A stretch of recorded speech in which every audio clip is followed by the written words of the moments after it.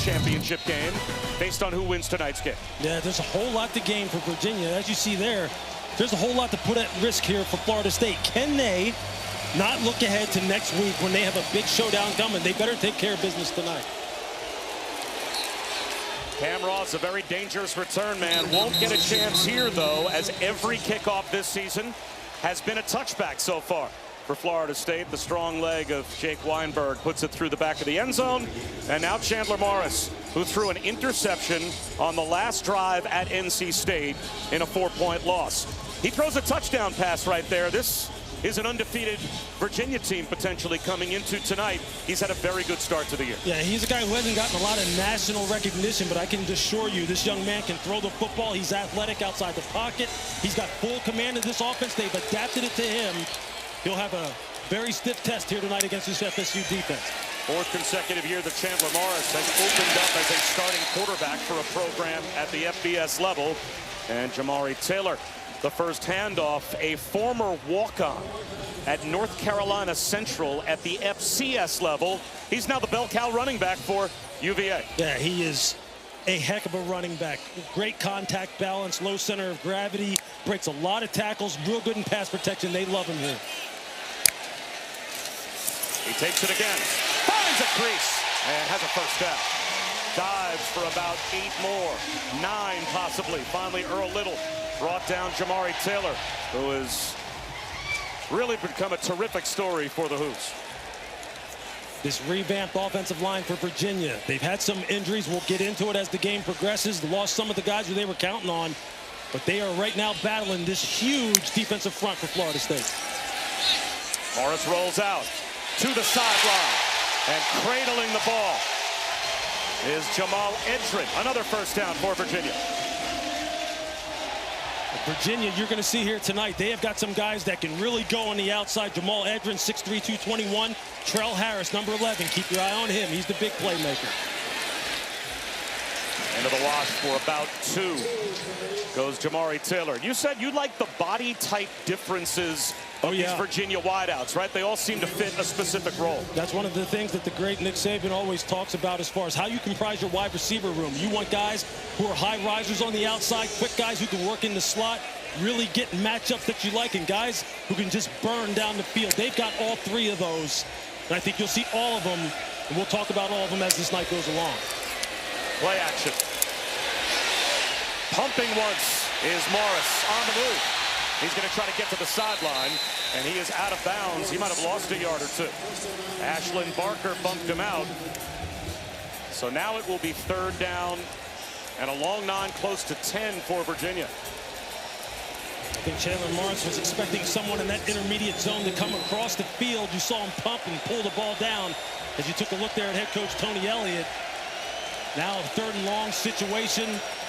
Florida State's got some people that they can unleash now. They have some real good backers, have a lot of athleticism that they'll send from time to time.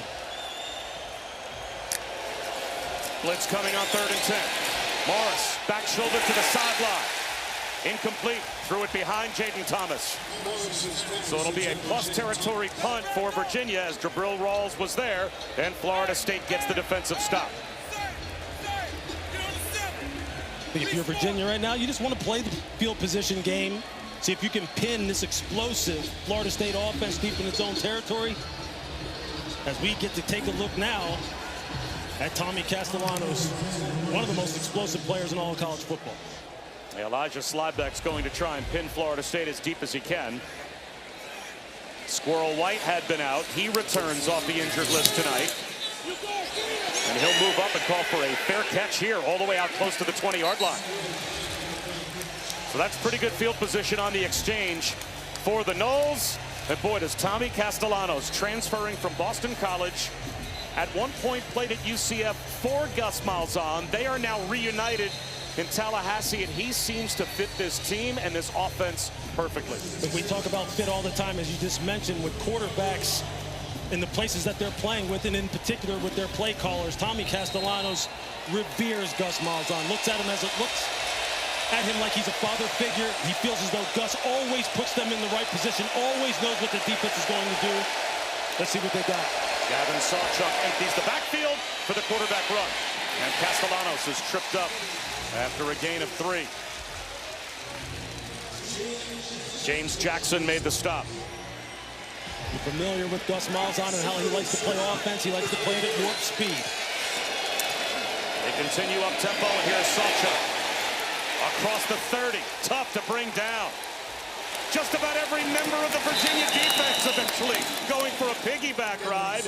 Underneath Gavin Sawchuk, Kazim Moore, James Jackson, the two to arrive first, but they needed help. A gain of 13. This offensive line for Florida State is huge. Just thinking about on the edges that tackle, Gunnar Hansen 325, Micah Pettis 349. They will just lean on you for 3.5, 4 hours. You've got to withstand it. You've got to shut this running game down somehow. Castellanos, tip ball, incomplete.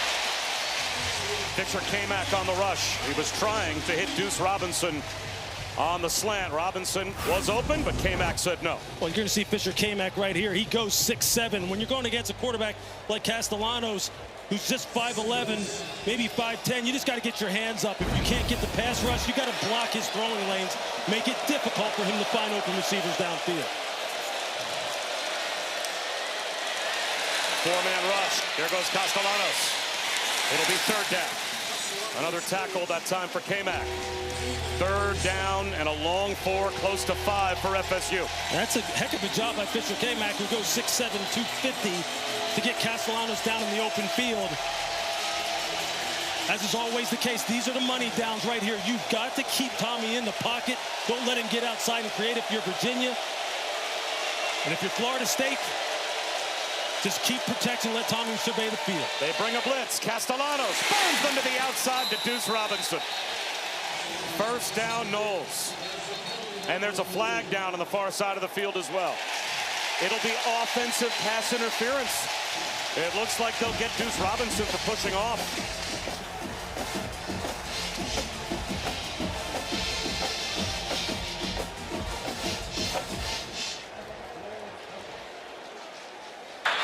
Pass interference. Offense. Number 0. 15-yard penalty. 3rd down. You'll see, you take a look at it here. You see Deuce Robinson. He's going to get his hands extended when he's coming out of that route. Really, he doesn't even necessarily have to do that. He has the size advantage at 6'6", 223 over Donovan Platt, the corner that he was going against, who's just 5'11". But this is where Virginia wants to keep Florida State. They want to make Tommy Castellanos have to beat them with his arm. And they got to get pressure on him. They rush 4. Castellanos checks one down underneath, but Sawchuk had to dive just to make that catch. So it will be a Florida State punt. And Virginia about to get the ball back. A little bit of a feeling out process for both offenses, both defenses. Gather some intel, kind of settle in here, and now the game can begin. Max Cimento hasn't punted in back-to-back games. The first time that Florida State fans have seen the punt group on the field since the Alabama opener. I guess that's what happens when you're winning games 77-3. Fair catch by Cam Ross. A fun start here at Charlottesville. Have to be featured. They have to go hand in hand. And defensively, keep Tommy Castellanos in the pocket. Don't let him get loose, because when he gets loose, it all starts to go downhill for the opponent. Only a 3-man rush. Morris checks it down. Dakota Twitty. He's got 6 yards. Your head coach, Tony Elliott of Virginia, that's what you want. That's +4, +5-yard first down gains. Now you're sitting at 2nd and 5. Now it opens up the playbook for you. They fake the inside handoff and swing one out trying to get Cam Ross a touch. But he stumbles and loses a couple of yards. Well, Chris Budden, you were noticing a different Florida State defensive sideline than we saw last year when we had them? Yeah, Mike Norvell was very honest about the leadership that he demanded on this team, specifically on the defensive line. When we had them last year, we were very quiet. Guys stepping up, Daryl Jackson yelling at each other in a positive way, slamming iPads, constantly motivating each other while they were on the sideline before coming out here. And Tony White certainly has infused some of that as the new defensive coordinator as well. And they have forced 3rd down and 7. Clean pocket. but well short of the first down. Squeezing one into a tight window was Chandler Morris, but Florida State did a really good job of guarding the sticks and just gave no room to Jamal Edrin, so it will be a punt for the second consecutive possession to begin for Virginia.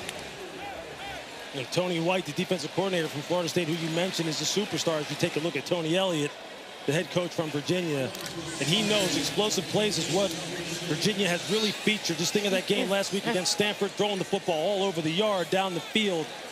They got to make sure that doesn't happen here tonight.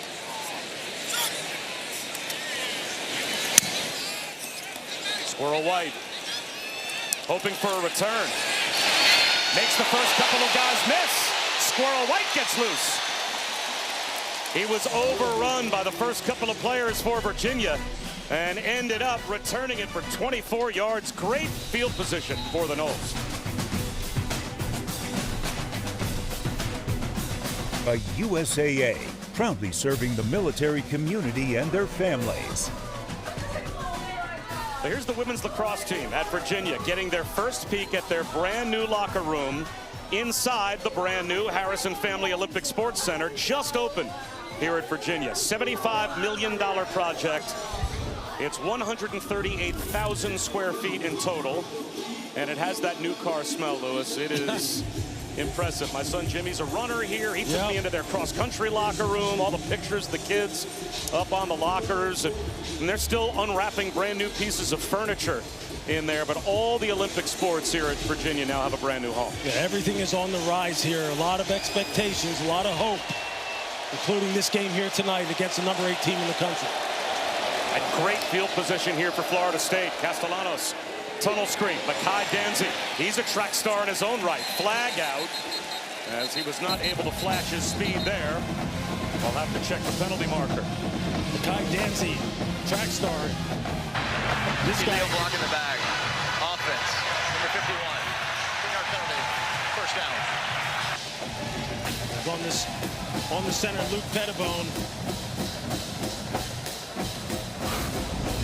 Again, another one of these transfers. You're going to see him right here. A guy who they consider to be the hub of this revamped offensive line that has so much experience. You're going to see it. He just can't quite get position.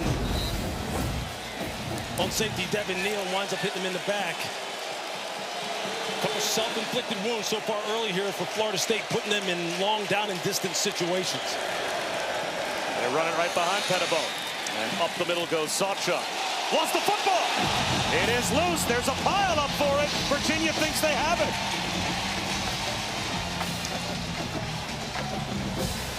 Well, the officials did not signal that Sawchuk was down.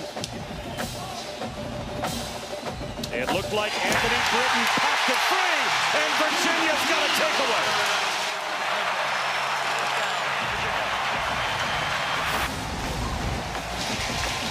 You're going to see 55 Britton. You see that left hand. Just coming in there, just keeps probing for the ball, and as he's going to the ground, no knee on the ground. Nothing has touched the ground. So that ball may have started to move. And Fisher Kamak was the last out of the pile with the football. Micah Pettis, the right tackle, trying to explain to Mike Norvell what he thought happened, but watch 55, Anthony Britton ripped the ball out. Rolling on the field, the fumble, recovered by the defense, and it's under further review. It's hard to get a real clean look at it to see if that ball is actually coming out. Now, we have the best thing in college football again on our show tonight, because the ACC allows us to eavesdrop on the collaborative replay process. We'll listen in to the operations center as they review this turnover. All right, guys, it's Nate. I'm up. Ruling on the field is a fumble recovered by the defense. We have a clear recovery by the defense. Thank you, Nate. I'm showing you coach's end zone. You see the ball is loose there.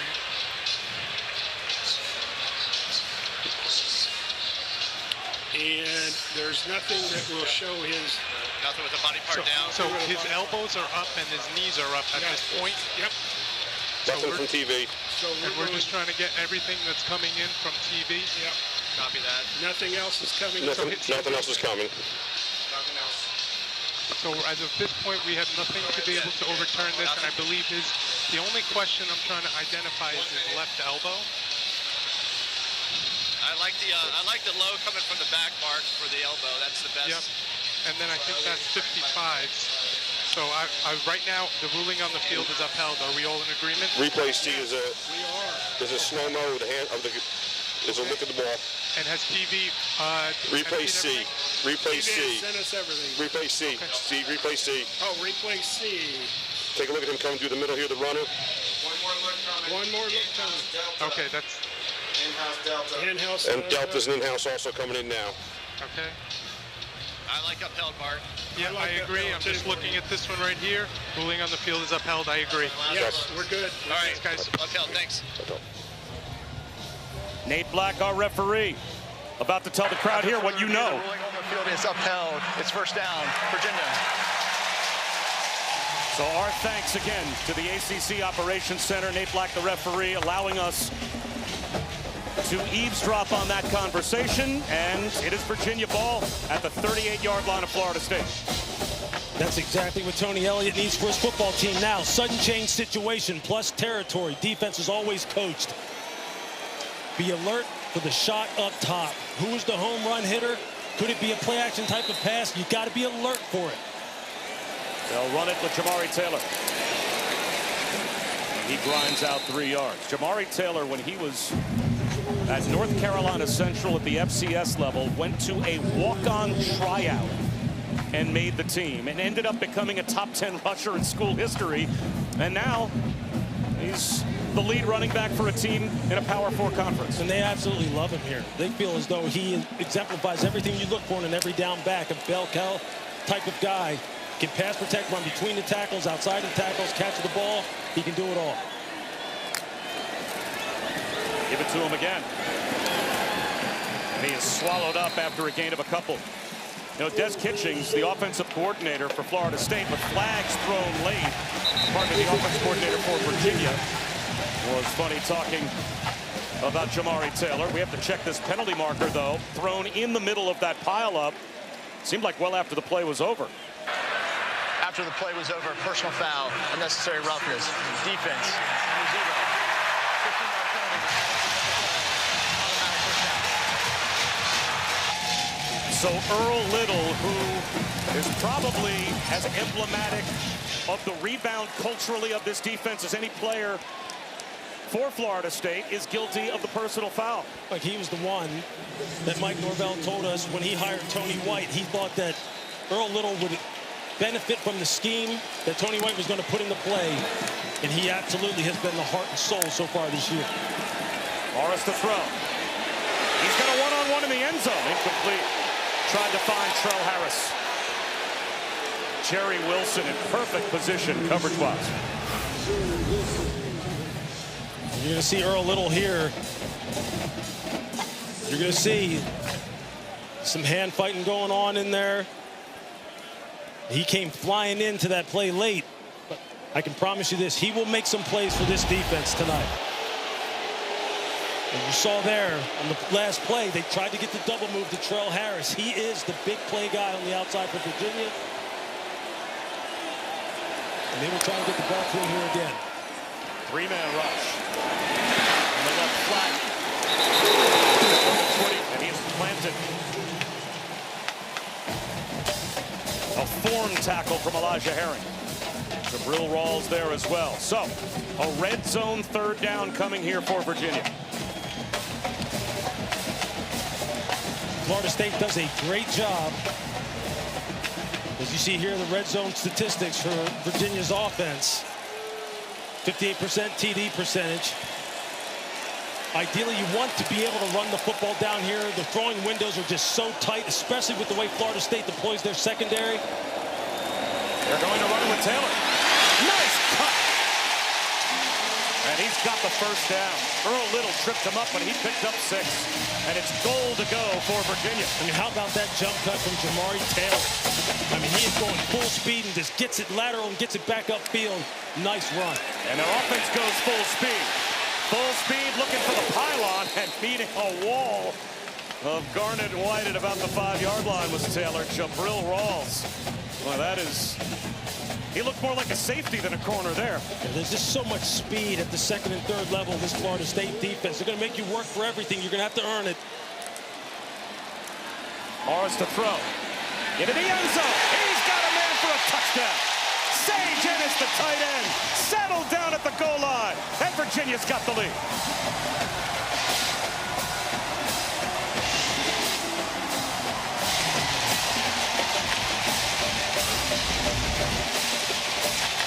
One of the things you're going to look at, you're going to watch Sage, and watch him just settle right here at the line of scrimmage. But watch the back secondary players. Look how deep they are in the end zone.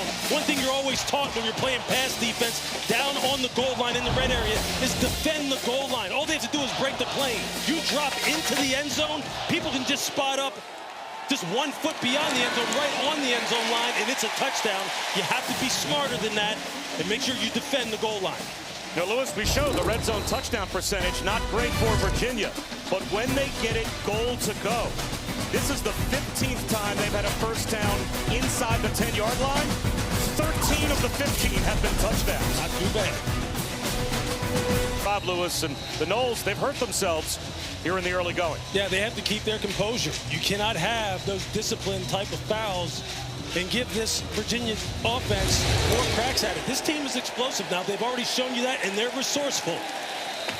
Tomorrow on SEC on ABC, college football triple header.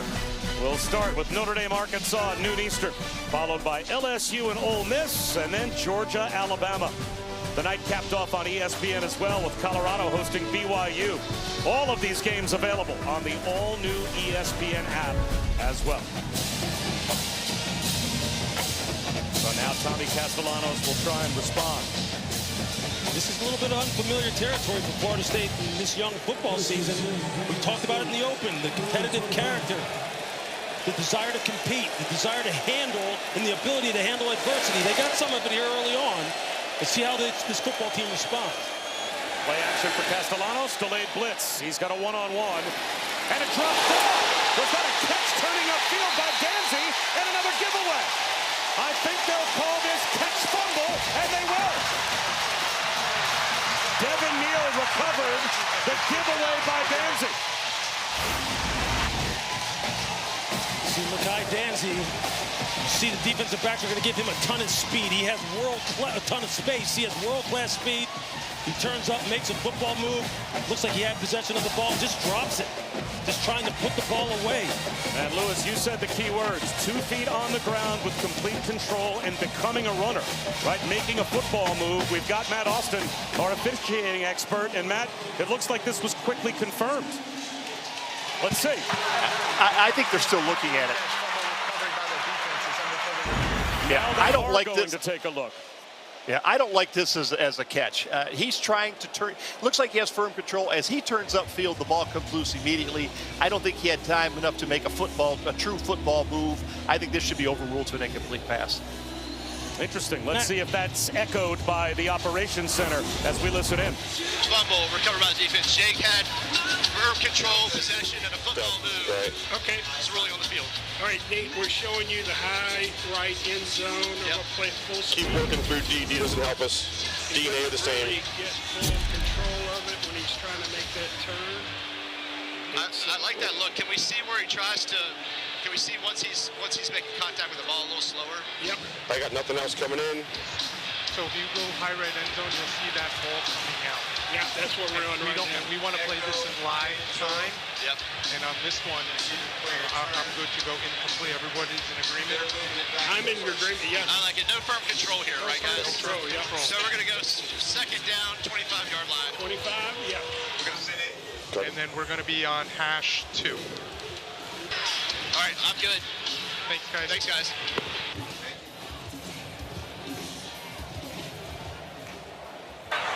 After further review, the ruling is an incomplete pass. Second down. That was as close as could be, but Matt Austin ends up being right. Yeah, he was. And I'll tell you, look, that was close. That was real close. I mean, what is your interpretation of a football move? Or rather, what's your definition of a football move? And I think that's what Tony Elliott is probably sitting there thinking right now. What a heck of a turnover that would have been for his team. You know, about 15 years ago, I was part of an ESPN group that went to the replay officials off-season conference.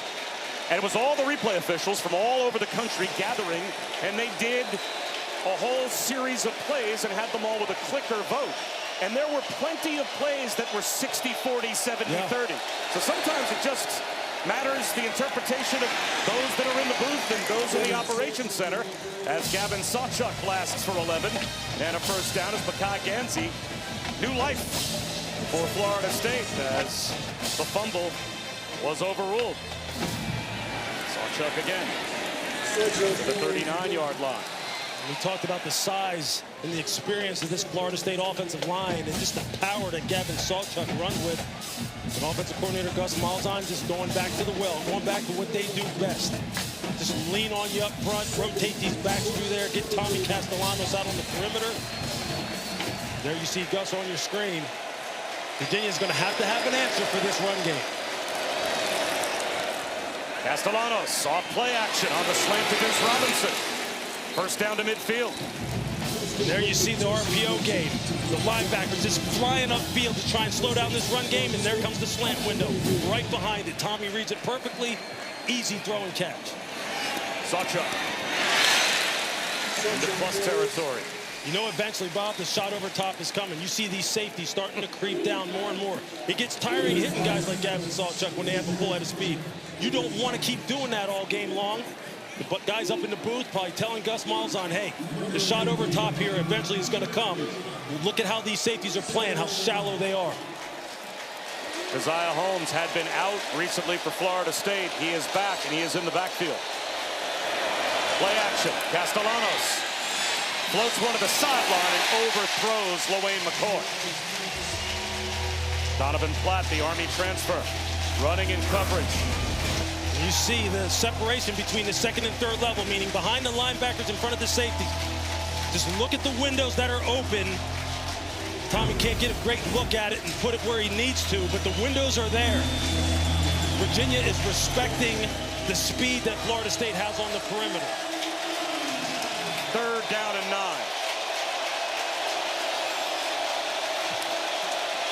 Virginia shows blitz. Castellanos sees it. Play clock at 3. Play clock down to 1. It looked like there were a couple of players that started early. A flag is down on the far side of the field. The catch made by Deuce Robinson for what would be a first down. Offside. Defense. That penalty's decline. Result of play. First down. So it's a gain of 12 and a third down and 9 conversion for Mike Norvell's offense. And that was transfer Mitchell Melton, number 17, from his left defensive end spot, trying to get a jump on it, trying to see if he can get that corner turned on big Micah Pettis, the right tackle for Florida State. Just a little bit too antsy. Got to sit in there.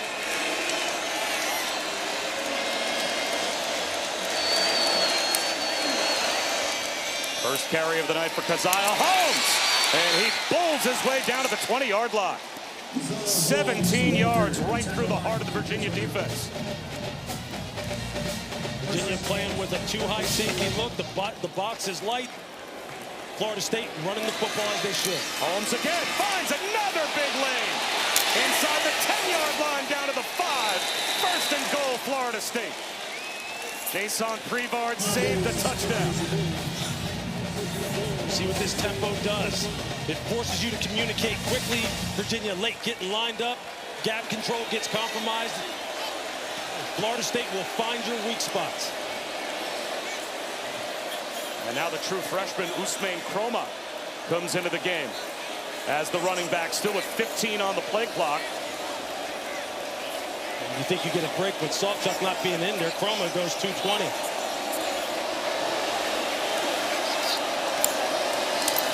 Play action. Castellanos. Tip ball. Intercepted.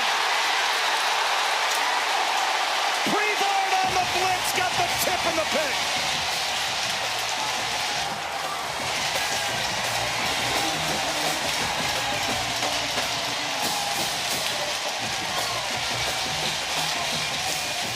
Jason Freevard, who plays that spur position, or what is commonly called the nickel spot. You're going to see him blitz off the edge and watch him just use his length at 6'2", 199 pounds.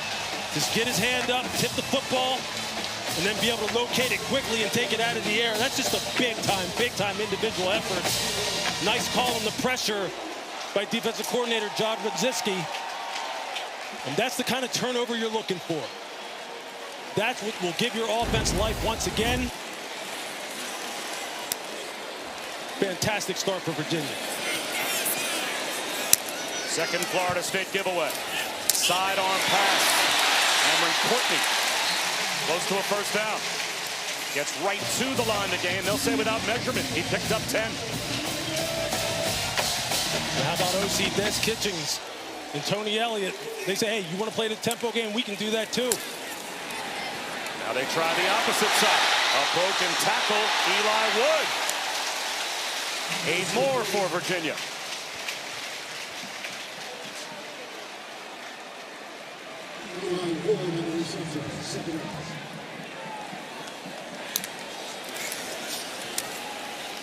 Xavier Brown, first down. And that will take us inside of a minute to go here in the opening quarter.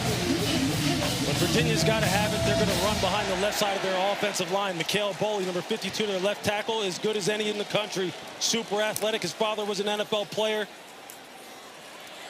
Brown again, turns the corner. Big time collision. He earned all 3 of those yards. Edwin Joseph came up and lowered the boom.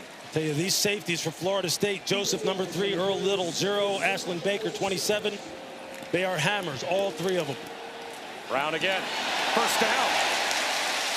Flag on the far side of the field.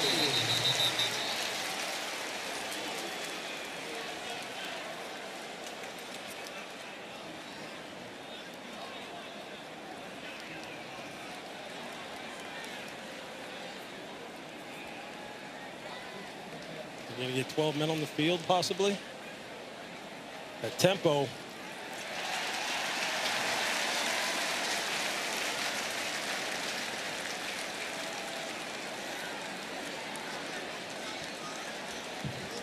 The play did produce a first down. Illegal substitution. Defense. More than 11 players on the field at the snap. That penalty is declined. Result of the play. First down. And Tony Elliott was just making sure that the measurement he saw was correct and that his team did pick up a first down. And so when he realized that, declines the penalty. The first touchdown scored by Virginia off of a Florida State turnover. But they had the short field to work with. This time they started inside their own 20-yard line. And this might take us down to the end of the first quarter. And yes, it will. They do not need to snap the ball again, as the Hoos will have a touchdown lead and the ball in Florida State territory to start the second quarter.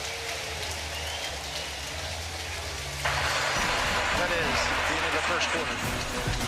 Back to Charlottesville in a moment. Thank you. Well, Mike Norvell last season, Lewis, had a team that I think felt couldn't face adversity and couldn't respond. I think he feels he has a totally different team now. Yeah, he said, look, they have embraced accountability. And right now, with their backs up against the wall, someone has to rise up and make a play for them defensively.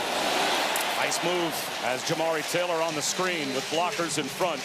Picks up 6 to the 40-yard line. And Chris, the adversity right now is right in the grill of Florida State. It is. As soon as Mike Norvell got done talking to me, he went up to the offense on the sideline and said, 1 quarter down, we have 3 to go. Control what you can control.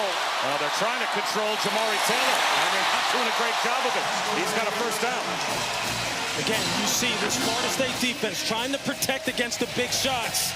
And offensive coordinator Des Kitchens and Tony Elliott, they're taking what they're giving them. Check it down underneath, emphasize the short intermediate passing game, because they've got guys that can make you miss in the open field. You've seen Jamari Taylor and Xavier Brown already. They are having a big night.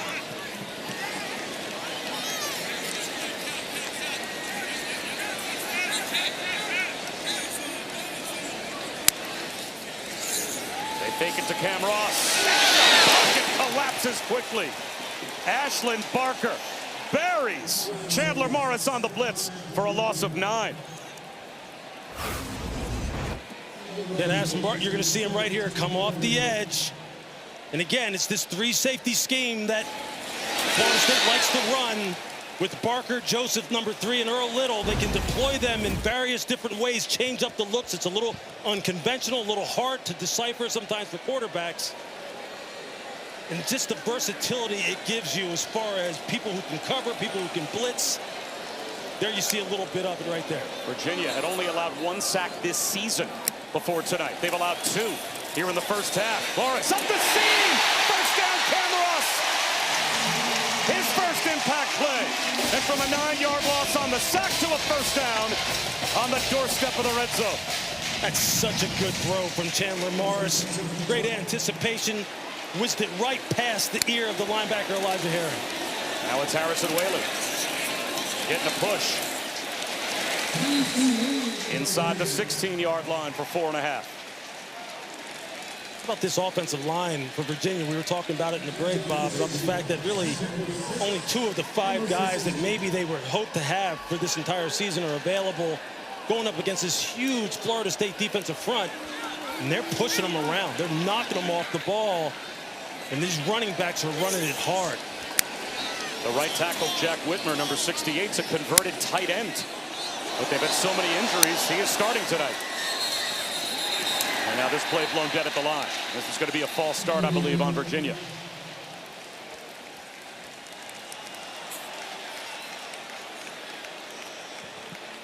False start, offense, number 78, 5-yard penalty, second down. That's the first Cavaliers penalty.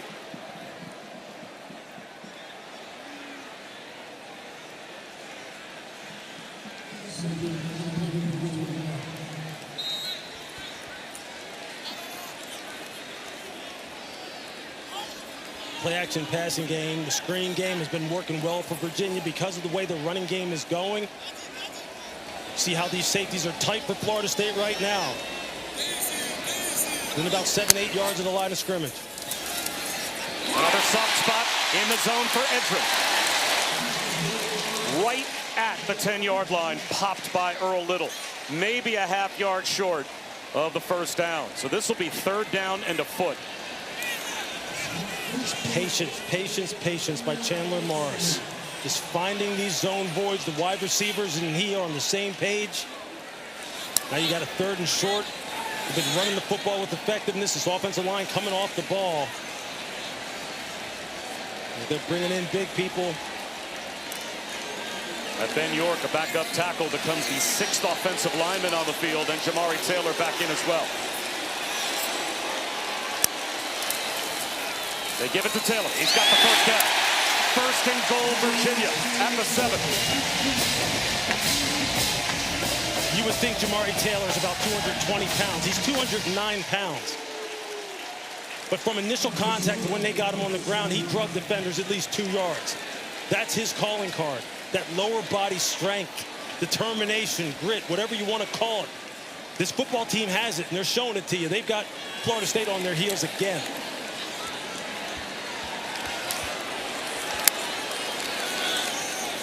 A fake and a back pedal and a throwaway for Chandler Morris. That little shoulder pump didn't affect the Florida State defense the way he hoped, and so lived to fight another day. It's 2nd down and goal. Yeah, give the Florida State defensive backs a lot of credit.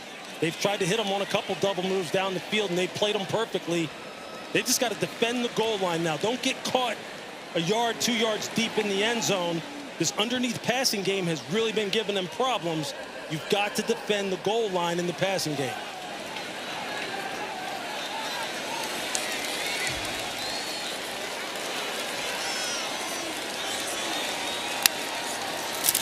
A little shovel pass to Cam Ross, and he goes nowhere. He goes backwards.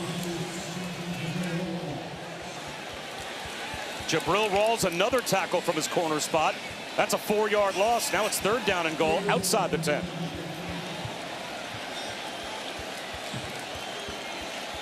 How aggressive play calling are you here? Are you forcing one in the end zone, or are you thinking more field goal now that we've gone backwards a couple of times? I think here, look, if you're Florida State, I think you're probably going to play this with coverage. Let's see how they look, how they deploy here. I think you're trying to find a soft spot in the zone again. As far as throwing the football, you see Florida State trying to communicate it out in the back end. They bring a blitz. Morris steps up in the pocket. He's going to run. He gets to the 5. Reaches the ball out. A Virginia touchdown.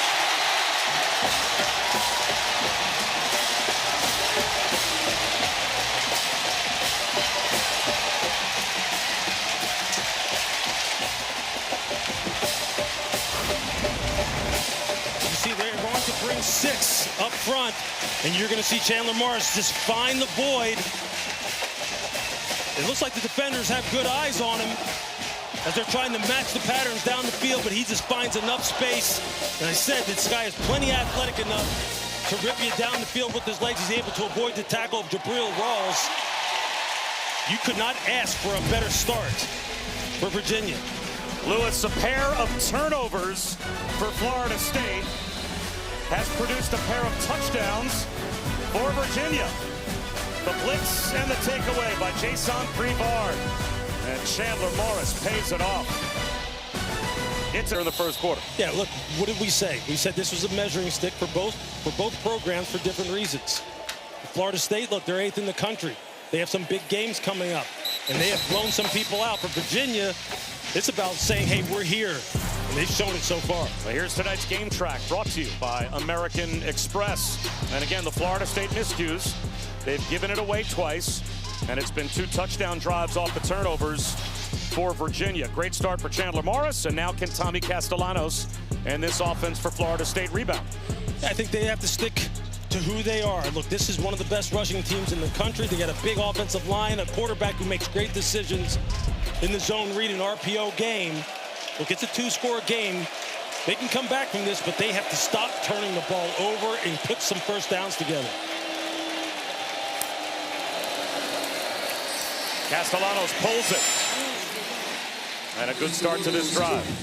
He's got 7. Ethan Minter, the hard-hitting safety for Virginia, made the tackle. And there's those decisions we're talking about in the run game as far as the zone read. And crashes down. Tommy pulls it. I'm out on the edge. Got a lead blocker. Pick up 8. Usman Chroma right up the middle. Boy, for an offense that's turned it over a couple of times, how about putting the football and the trust in the hands of a true freshman on the road? Yeah, they have got guys who they say have a high degree of football character, Chroma being one of them. Chroma breaks a tackle. He is tough to bring down. Ran out of the initial grab of Mitchell Melton and worked for 4 yards.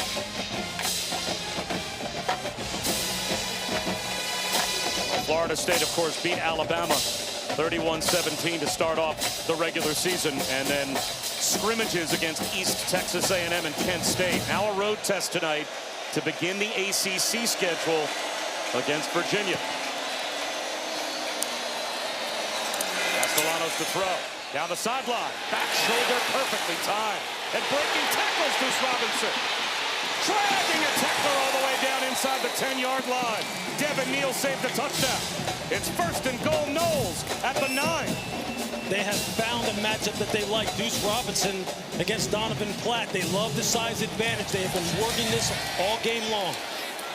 Up tempo. Sawchuk hammers his way inside the 5, down to about the 3. And Deuce Robinson goes 6'6". Donovan Platt 5'11". They just like that size matchup. Big guys beat little guys more times than not. And there you see it. Just put the ball in a place where he can go up and get it and use that catch radius. He's got 3 for 70 so far in this football game. I have a feeling they're going to be calling his number more. Now he's got one-on-one down here at the bottom of the screen.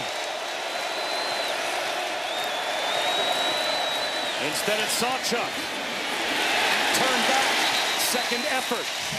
Jameer Carter said no. 2nd down and goal.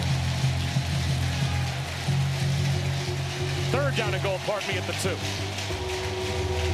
Florida State, you need to stop the bleeding. You got to put a score in here. Players over plays. Deuce Robinson has been producing for you. And now you see Virginia with their counter. They put Jordan Robinson, their 6'4" corner, size on size. Try and get a better matchup. They go to a wildcat formation. Sawchuk takes the direct snap and goes up the middle untouched for a Florida State touchdown. There's the Knowles response.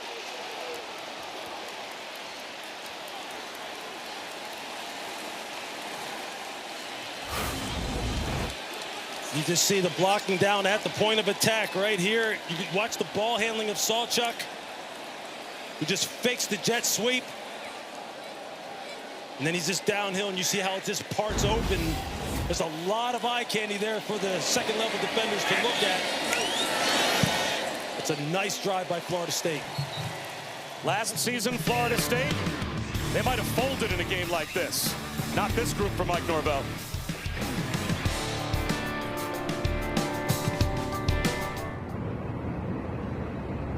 Chandler Morris going to work again, this time with his legs, just finding enough space and getting that ball in the end zone. But Florida State, look, we said they revamped this entire roster, namely from a football character standpoint and accountability standpoint. That's how you answer. Now you're down one score, you need to stop from the defense. If you're going to have a winning season, at some point you face a night like this. Last year, FSU, 2-10 season, that tells you how they responded to adversity. We'll see how they respond tonight, but that last drive was a great indication. And on the touchback, it'll come out to the 25 for the Hoos. So Florida State coughs it up on their first two possessions, but their last drive, 75 yards for a touchdown to cut the lead in half, and now Chandler Morris back to work, and boy, is he off to a great start. He sure is. Look, and if you're head coach Tony Elliott and you're Des Kitchens, offensive coordinator, you just keep doing what you've been doing. Take what this defense is giving you underneath as far as the passing game, running against light boxes, rotating their backs in there, and just be efficient with the football.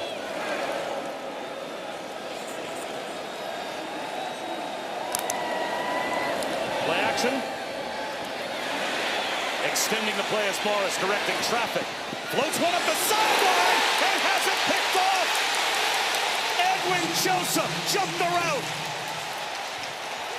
A takeaway by the FSU defense, and they're in business. And you see defensive coordinator Tony White has started to ratchet up the pressure a little bit on Chandler Morris, and you're going to see it here. Safety Edwin Joseph, they try to get him on an out and up with Cam Robinson. There comes the out. Now he's going to take it upfield. He's able to get his head around. The ball is underthrown because Chandler Morris is under pressure because he got blitzed off of his right side. And there you see it. Linebacker Justin Pryor coming off the wide side of the field. Chandler Morris has got to protect the football, but there you see Tony White saying, hey, look, I'm not going to lay back and just play this zone coverage anymore. I got to get after this quarterback. He's too hot right now. And now he gets the turnover.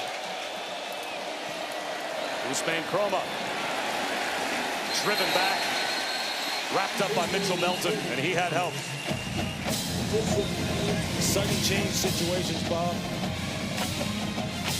Flagged out. Check that we have an injured player.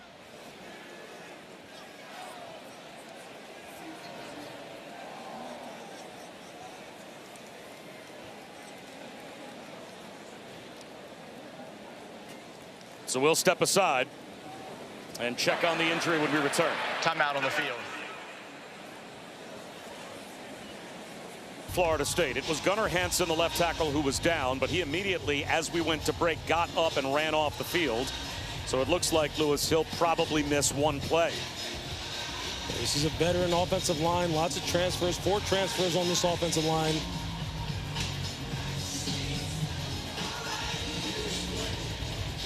It looks like Jacob Rizzi, number 64, is going to come in for at least one snap and take over at left tackle. So after the injury timeout, 2nd and 10. Jalen Lucas in motion. Jet sweep. And boy, he can fly. Jitterbugs down the sideline. He's just tough to find. Yeah. James Jackson eventually found him. Close to a first down. He got 8. As soon as you see him come in the game, you are automatically alert. Jet sweep and routes out of the backfield. And you want to tell the linebackers that as you see Gunnar Hansen back in the game at left tackle. He has got difference-making speed. 3rd and short. And I think a timeout was called by Mike Norvell from the sideline. First charge timeout. North Carolina. Florida State. It'll be 30 seconds.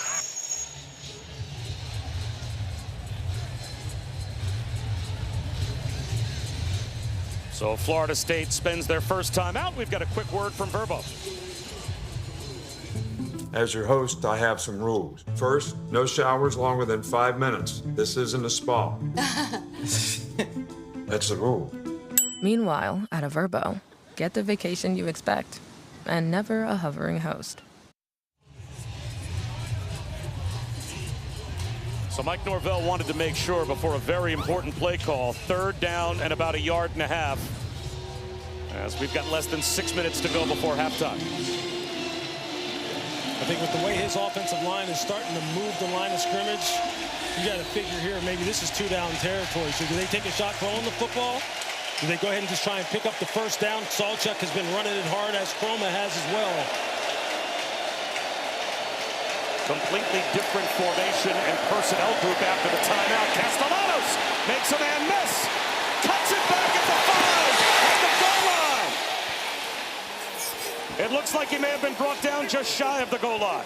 The ball popped out.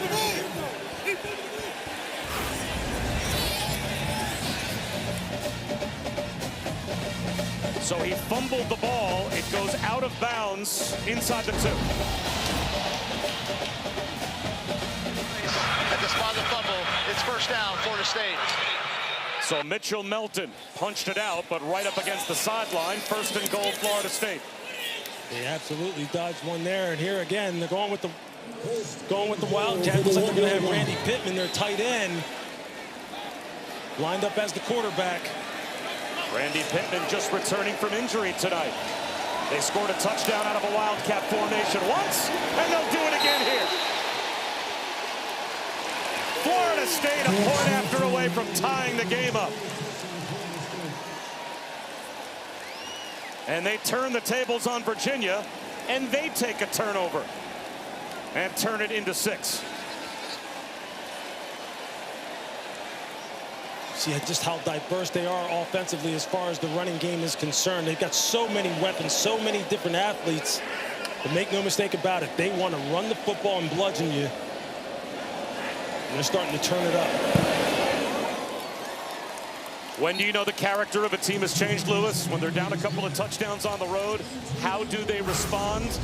We have now seen Florida State respond. Yeah, Edwin Joseph with the interception, he gets it started. And why does he get it started? Because Justin Cryer is able to pressure Chandler Morris outside the pocket, and then he makes an ill-advised throw. And now you're in business. You're in plus territory. The offensive line's going. Tommy Castellanos has a good run.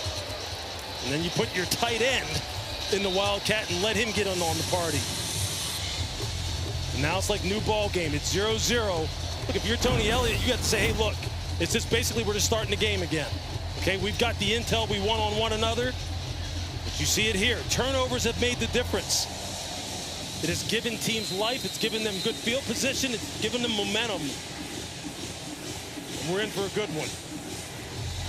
Well, these are 2 offenses as well that are 2 of the top producing offenses in all of college football through the first 3 to 4 weeks of the season. Now, for both, some of that has to do with the competition they've played. But they're 2 offenses that feel very confident as Cam Ross will take a knee. For 20 years, Allstate has celebrated every field goal and extra point made at participating universities by donating to the university's athletic scholarship funds, supporting all student athletes. Thank you to Allstate.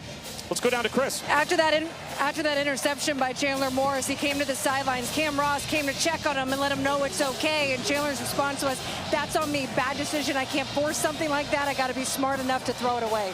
That's only his 2nd interception of the season. The other was thrown on the last drive of a comeback attempt on the road against NC State, where they lost by 4. Jamari Taylor, a jump cut in the backfield for a pair. James Williams, the Nebraska transfer, there to wrap him up. Ball security, decision making, taking what the defense is giving them. Bootleg for Morris. Sidearms one in the right flat, and that is dropped by Dakota Twitty. So now it will be 3rd down and 8. Make the routine plays routinely. You got to catch that if you're Dakota Twitty. Every yard is going to be hard to come by in this football game. Now, defensive coordinator Tony White from Florida State's got you right where he wants you. Now he's got you in 3rd and long. with this multiple scheme that he can kind of like send different people, as you see Tony White, a superstar in the coaching ranks, on the sideline there for Florida State. It's like he's showing pressure again. Virginia is 3 for 5 on 3rd down. They do bring pressure. Morris finds a crosser. Trell Harris to the sideline. That's another 3rd down conversion for the Hoos. What a great play call against man coverage, against pressure. Just run a little rub concept where they can get Trell Harris free on the shallow cross. Just make his way through the traffic. He's been silent so far in this game, and he has been a big playmaker. You'll hear more from number 11 as this game goes on.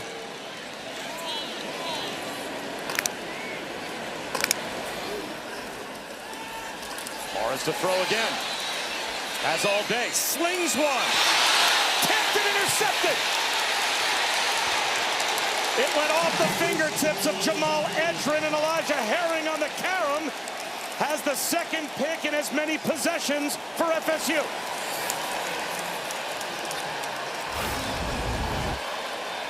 He's going to see it here. Just watch. You're going to see the traffic as Edrin comes across the field on this deep over. And it looked a little confusing live whether or not Chandler Morris was trying to get that ball to Trell Harris on the go route on the outside, as you see him streaking down the field, or he's just trying to layer it in there to Edrin. The spacing just wasn't right. Again, another one of those decisions where Chandler Morris is going to want that one back. He probably should have just ate it and not forced the ball into harm's way. Florida State in business again. Sawchuk. The 40-yard line, maybe the 39. He's got 6 yards on 1st down.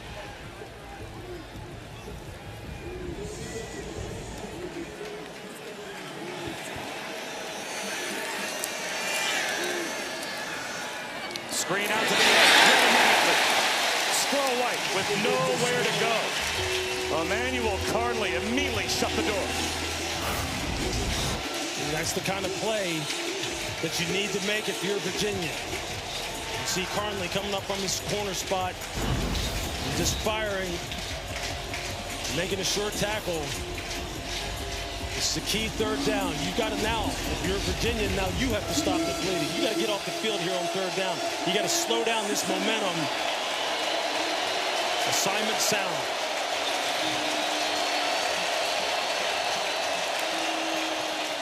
They fake the jet sweep, and Castellanos is going to try to run for it, and he'll only get a couple. Now, are you running there because you're setting up 4th down? I mean, that play call almost seems to indicate, Lewis, they're approaching this like 4-down territory. Sure, they're talking it over. You got 4th and 5 or less with this offense. Because of how multiple it is and the kind of momentum they got going, they sense right now that this offense is rolling. This is the kind of thing that could give Virginia life if they could get off the field here. Good eyes. You have to have good eyes defensively. Castellanos to the sideline. Diving attempt made by Robinson. Got it. Deuce Robinson secures it right on the chalk for a 4th down conversion. The size of Deuce Robinson. You see that right arm just kind of real subtly pushes off on the corner and able to run that comeback. Castellanos to throw again. Robinson out of bounds inside the 10. Flag out as well. And this time, what does he do? He runs the double move. Watch, he's just going to get off the line of scrimmage. He's going to stutter, take off again. I mean, he is just putting on a show right now. Number 0, Deuce Robinson. 6'6", 225 pounds. Personal foul. Targeting. Defense, number 0. Penalties half the distance to the goal. Automatic 1st down. Previous play is under further review. Antonio Clary, only back for his 2nd game this season. And they call targeting on this hit. See Clary coming out of the deep part of the field. See him duck the head, crown of the helmet, right on the chin of Deuce Robinson. See his head turn as he takes the hit. There, the head goes down. Crown of the helmet right on the chin. That's about as easy as it gets as far as the call is concerned. Well, we can listen in the collaborative replay process with the Operations Center for the ACC. And we were able to confirm. Replay E won't help you. Hey, now we're looking for targeting here. We're going through the process.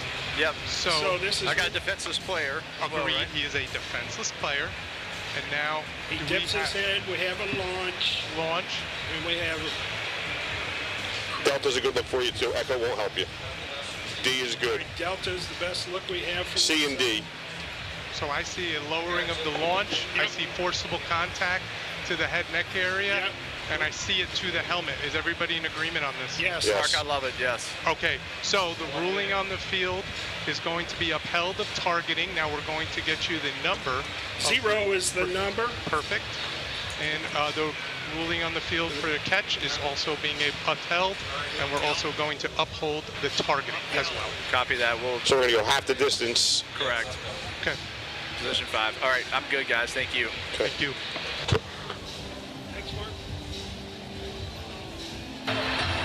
After further review, the ruling of targeting is upheld. Number 0 has been disqualified for the remainder of the game. Well, Lewis, you were in immediate agreement with what the collaborative process certainly seemed to agree upon as well, and that's a dangerous play. Crown of the helmet as well, upward launch to a defenseless player. You want to change your strike zone if you're Clary. Yeah, you feel for Clary, again, coming back from injury, this just being his second game. Only played a series in the last game against Stanford, but you just got to be smarter than that. Defenseless receiver, all the prerequisites were there to call targeting. It's an easy decision on the part of the officials. So 1st and goal, Florida State at the 4. Castellanos with a fake. Castellanos to the end zone. Florida State has the lead.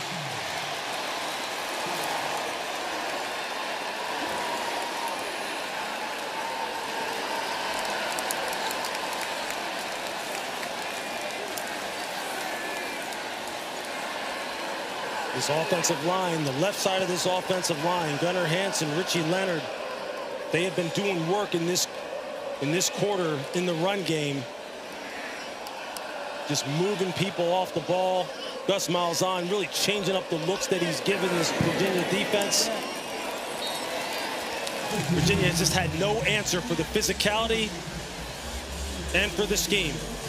Both teams have turned it over twice, and both have turned into touchdowns for the opposition. Yeah, again, this is just one of those situations where if you're Chandler Morris, you're throwing that ball into traffic. Again, I'm not quite sure who he was trying to get it to. It looked like he may have been trying to get it downfield to Trell Harris. And here you just see Castellanos doing what he does best. Running behind this huge offensive line. It's hard to see him. He's so quick and so instinctive, and they are just moving people off the line. And honestly, really, I mean, it's been the passing game that has really opened some things up as well. I mean, Deuce Robinson has just been going off in this game. Castellanos reunited with Gus Malzahn. Didn't play a ton for him at UCF, but obviously there's a chemistry. Play caller, veteran to quarterback. What makes that relationship work? I think it's just trust is what it is. What did Tommy Castellanos tell us? He said that Gus, quote, is a wizard. When he tells us a team is going to be in a certain defense, when they give you a certain look, that's the defense they are in the majority of the time. And they have full trust in his play calling, and you can see it in the way they're playing. Weinberg through the back of the end zone. 32 kickoffs now, 32 touchbacks for Florida State. And obviously you talk about having a history with one another. Well, these two have a history with one another because Gus Malzahn, all the way back when he was calling plays for Tulsa, had a GA on his staff named Mike Norvell. Yeah, how about that? And Mike Norvell, like he said, he was just having some discussions with Gus Malzahn as far as other offensive coordinators maybe he could possibly hire at the end of last year. And kind of just popped the question, hey, unless you want to be the offensive coordinator. And Gus thought about it, and here he is. And it's the perfect hire, the absolute perfect hire. Pop the question, they're married again. The quick out. And trying to get a few extra yards was Edrin. Let's see if that takes us down to the 2-minute timeout, or if Virginia can get another snap off beforehand. Still looks like plenty of time to run another play on 2nd down and 2. Morris checks it down. Spin cycle for Jamari Taylor to pick up the first down. And now we do reach the 2-minute timeout. This is the 2-minute timeout. Lots of momentum swings. A Friday night in the ACC here in Charlottesville.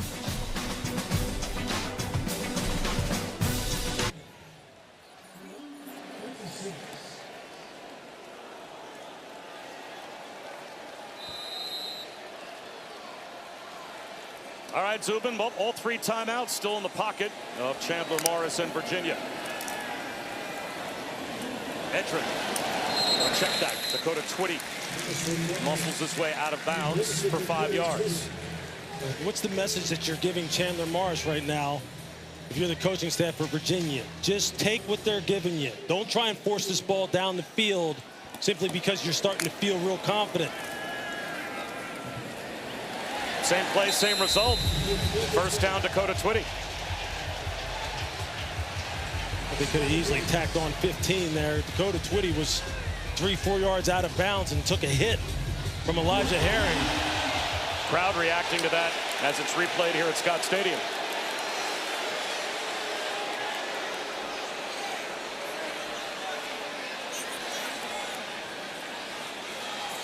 You get all 3 timeouts. You're almost at midfield, 1:50 left on the clock. Just be efficient with the football if you're Virginia. Back to the line of scrimmage and not much more. As Jamari Taylor was wrapped up right at the point of attack. Mandrell Desir, he and his twin brother Darryl. Now they are tough to move for Tony White up front. It's nice to have a couple of true freshmen make that impact. They are incredible, and Tony White said these guys are animals, man. They want it. They are hungry for greatness.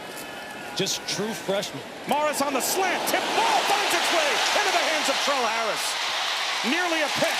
Instead, Trell Harris spinning, carrying tacklers. Virginia in business. That is a heck of a break by Jerry Wilson. Look, he shot out of a cannon. He's just got to make sure that as you're going for that, you got to make sure you can secure the tackle as you're trying to go for the pick 6. Look, we said we would hear from Trell Harris. A lot of football game left to play. And there you see his unique playmaking ability. And Virginia can be somewhat deliberate with all 3 timeouts. And they can run it as well. Jamari Taylor. House ball. Touchdown. Who's?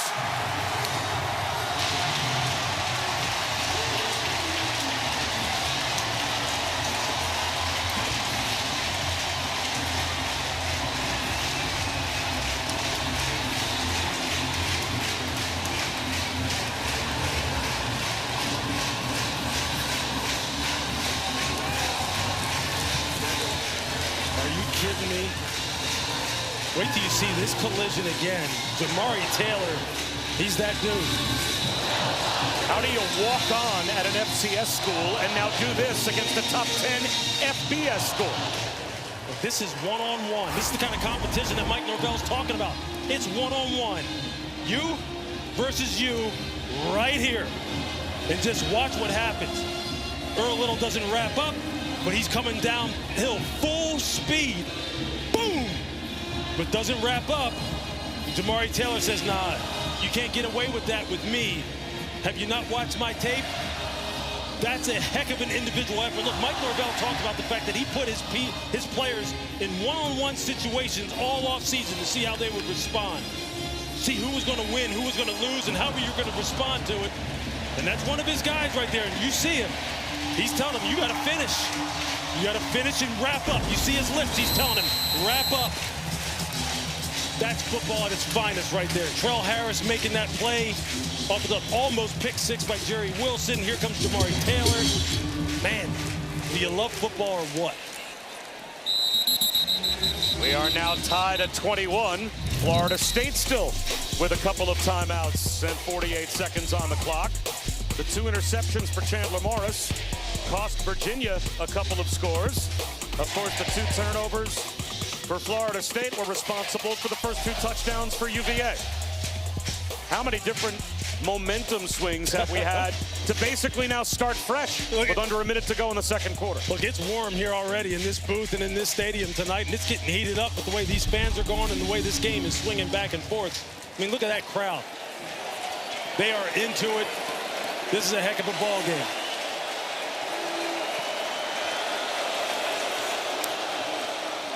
Draw play. Sawchuk tries to get the drive started and does with about 8 yards. And an 8-yard gain on first down, that might be enough to convince Mike Norvell, let's not put this thing in the freezer, let's attack. We got 2 timeouts. Castellanos on the move. Avoids a sack, throws it away. Tommy Castellanos. Mike Norvell's over there holding his breath saying, just take care of the football. Let's not put it in harm's way. Let's not give Virginia this ball in plus territory. And remember, Mike Norvell, he knows his team starts the second half with the ball as well. There you go. They won the toss and deferred. Ball security, decision-making is critical here. Do not want to give Virginia any more momentum than they just seized back. Virginia got all 3 timeouts left for them. Big down. They try and run for a first down, and they will get it. And now Mike Norvell will call a timeout. Second charge timeout. Florida State. It will be 30 seconds. 19 seconds to go in the half. Bob Wischusen, Lewis Riddick, Chris Budden. This has been fun. This is the test that you want a top 10 team to have on the road. And well, you have to think down 14-0 at the start. That's one of those tests of character of a team that was 2-10 last year. This got to be a positive overall for Florida State in the first half, despite the mistakes. Oh, no question. Look, I think last year's team, you would have saw them fold up and start looking for excuses. They wouldn't have taken accountability. This football team did. And they come roaring back behind their horses. They're riding Tommy Castellanos. The passing game is clicking on the outside. The defense making plays. But then here comes Virginia. They come roaring back too. Go back to their playmakers. They experience some adversity. Chandler Morris, he maintains his composure. This is exactly what you want out of a football game. Are you kidding me?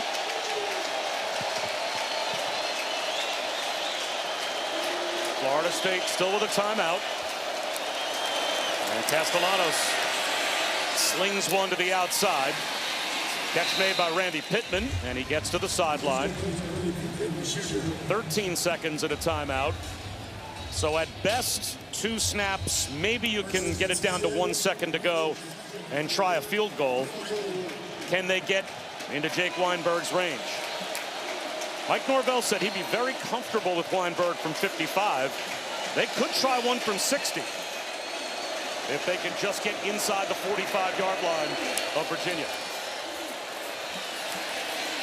They're going to look for a lot more than that to Squirrel White. Incomplete. And now 7 seconds left in the half. Donovan Platt was trying his best to stay with Squirrel White. If you're Florida State, you got 7 seconds left.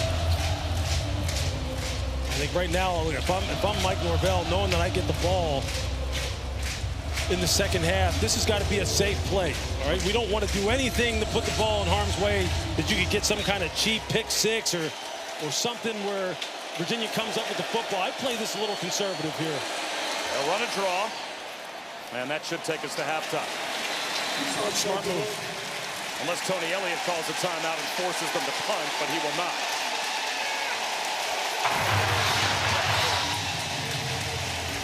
Florida State will start the third quarter with the ball, and as Mike Norvell very often does, he brings his entire team together to say something to them before they even head into the locker room at halftime. How about both of these offenses? I'm sure he's telling them, hey, look, this is a 0-0 game when we come back out in the second half. Both of these offenses over 200 yards total offense. Florida State 262 with it when we're running it, Tommy Castellanos. And let's have a great half and may the best team win. What more could you ask for? Yeah, every time there was a turnover in the first half, it cost the team that turned it over 7.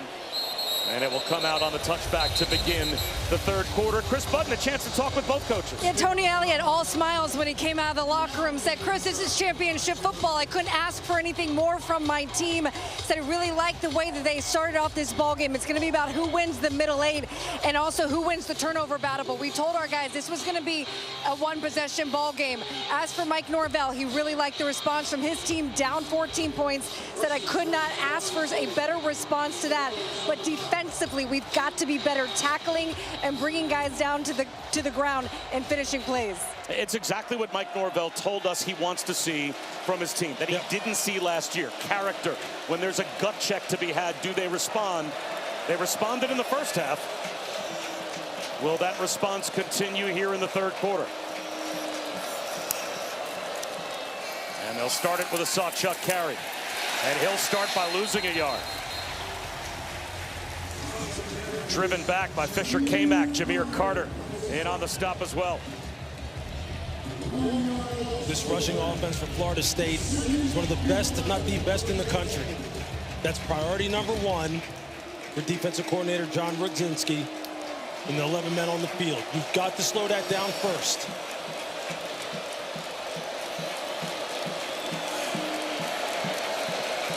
Castellanos takes command. Plenty of time on the play clock. Runs the option and keeps it. K-Mac helps bring him down. And it'll be third down and about 8 after a gain of 3. That is a heck of a job by linebackers James Jackson and Cam Robinson, who we haven't talked much about, number 5, to do it all, everything Mike Backer of playing that zone read. They played it in tandem perfect. Now they got a third and long. Cam Robinson only been out for a couple of games, or back for a couple of games after a collarbone injury. And this quick hitter is there for a first down conversion. LaWayne McCoy settled down past the sticks and moves the chains for the Noles. And they waste no time. Up-tempo Castellanos. Sawchuk. Turned back. Ran right into big Jameer Carter.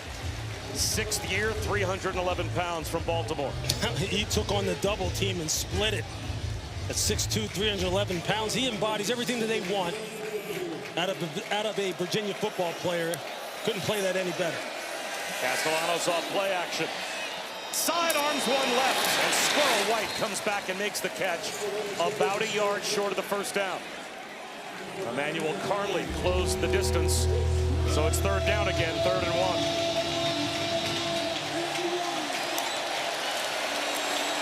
Sawchuk up the middle. Forward progress very close. And they'll say without measurement that he got there. That's a good, tough run by Sawchuk. James Jackson getting low, trying to prevent him from getting the first down. What you like here is that Castellanos looks real calm in the pocket, throwing the football. Gus Malzahn kind of changing up the passing game a little bit, getting Tommy out on the perimeter, changing the launch point a little bit, showing just how complimentary this offense can be. Whole new defensive line put in the game, and they cannot find Croma. The freshman Usman Croma bobs and weaves all the way down to the 30-yard line of Virginia. 23 yards. You see Tommy Castellanos took a heck of a hit by Daniel Rickard. I mean, it was just big time. Made the right decision as far as his ball handling. Croma again. How about the balance through contact to the 25-yard line? He was hit behind the line of scrimmage and picked up 5 after contact. But Croma is a stud. 216 pounds, true freshman.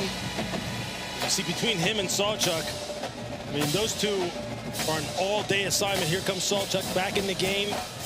But this is about Tommy Castellanos on this drive as far as the decision-making that you're seeing in the run game, not just the passing game, but in the run game as far as the zone read. He knows when to pull it, when to hand it off. This is why he's such a great fit for Gus's offense. There's Castellanos pulling it, making that decision and going down. Now, maybe, Lewis, we've talked about it, the most underrated part of quarterback play, not just making those decisions, but even checking to runs, right? Like, the quarterback has so much to do with what run a team gets into. That's right.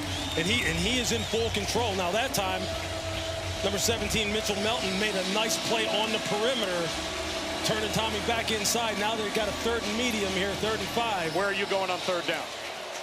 Well, I'll tell you what, Deuce Robinson has been going to work. You see him down here at the bottom of the screen, 6'6", wide receiver on the outside. Castellanos on the keeper, trapped up in the backfield and dragged down by Mitchell Melton.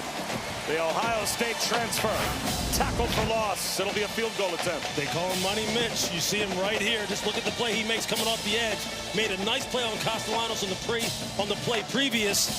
And now again, it is not easy getting your hands on a runner as skilled as Castellanos and getting him in on the ground in the open field. That's two big-time plays by Mitchell Melton. 44-yard attempt for Weinberg. His career long is 45, but they think he has a leg to kick it from 55, if not 60. Plenty of distance, but the direction off. Misses it wide right. Words that haunt Florida State. Wide right, yeah, that's not what they want to hear. Sorry. Bend but don't break, Virginia. This crowd's going to be back into it. Mike Norvell knows this is going to be a 60-minute game. The top 10, because they've been ranked in the top 10 a lot over the years. They don't lose often. Virginia, well, only 3 all-time wins when they've been unranked against top 10 opponents. They only have 6 wins total against top 10 opponents, but 2 of those wins against Florida State. And they've got the ball back. They've got Jamari Taylor on the grounds as James Williams wraps him up after a gain of about 4. It's a measuring stick game for different reasons. It's been the theme I've been trying to establish since the very beginning. For Virginia, have you finally arrived in terms of this new landscape of college football here in 2025? They have a nice program going, as evidenced by the score. And for Florida State, are you for real this year? Are you a team that's going to be there in the very end, challenging for a national title? These are the kind of games you're going to have to find a way to win. They run it again. And not much there for Taylor. Mandrell Desir, one of the identical twin defensive tackles, along with his brother Darryl, that have been impact players for the Noles, made the stop. It was such an athletic play. They were on a little bit of a line twist, and you just see Mandrell Desir at 6'4", 262. He moves around like a linebacker, both him and Darryl, number 90. These guys are going to be foundational players for this program for the next couple of years until you see them on Sundays in the NFL. Took up football when they were 7. It was a good decision. Virginia looking for another 3rd down conversion. 4-man rush. Underneath throw, Trell Harris turns upfield and gets it. 8 yards for Harris. Juice Cryer brought him down, and Chandler Morris, is he hurt? Yeah, you got to keep an eye on him. You're going to see his right arm hits. He's not right, and that's his throwing arm. It hits Kevin Wigginton as he's trying to get this ball down the field. So they will run it.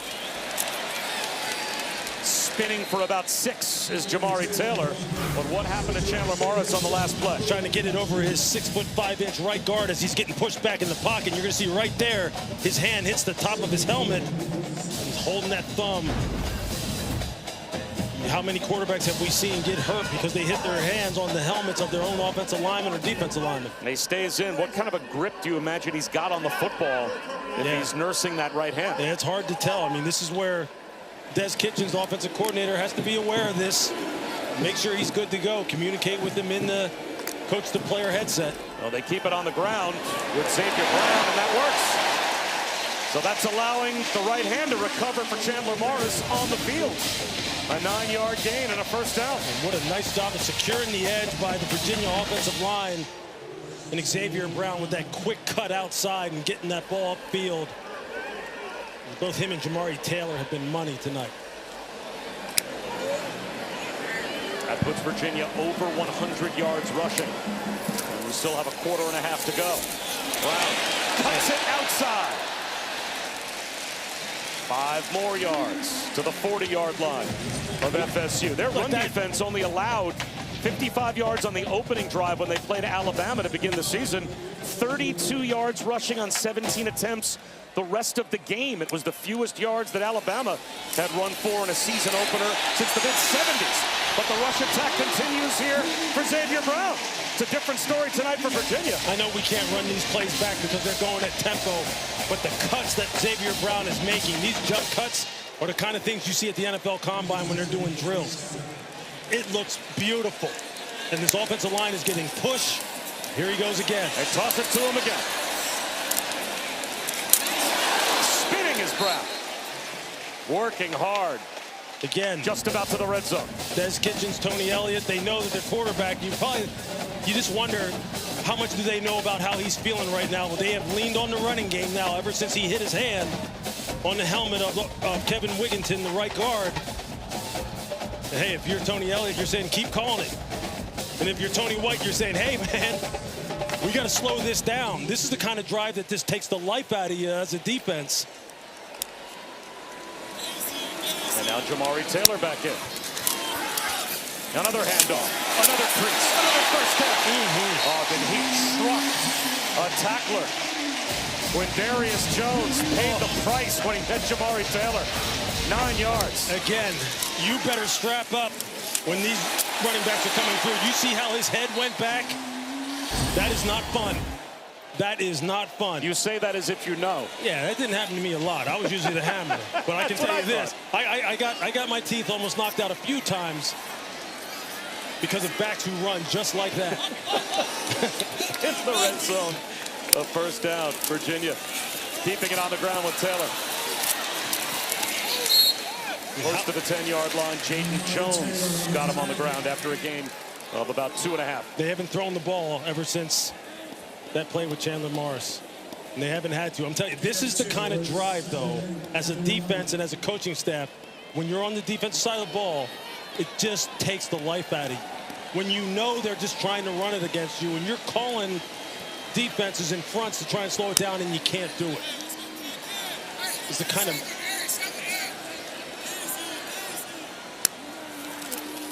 Jamari Taylor again. Again, he lowers the boom, and he ends up standing over the top of Ashlyn Barker as he steps out of bounds, a gain of 5. Let's check in with Chris. After every handoff, Chandler Morris will take that right hand and wrap it in the towel, trying to open it up and down, up and down. You can tell it's painful. Yeah, he's trying to fight through it. He is a gamer now. Those run games helping him. 7 consecutive handoffs since he injured the hand. And it's third down. Big third down inside the 10-yard line at the 7. He'll keep it. He'll score. Second rushing touchdown for Chandler Morris.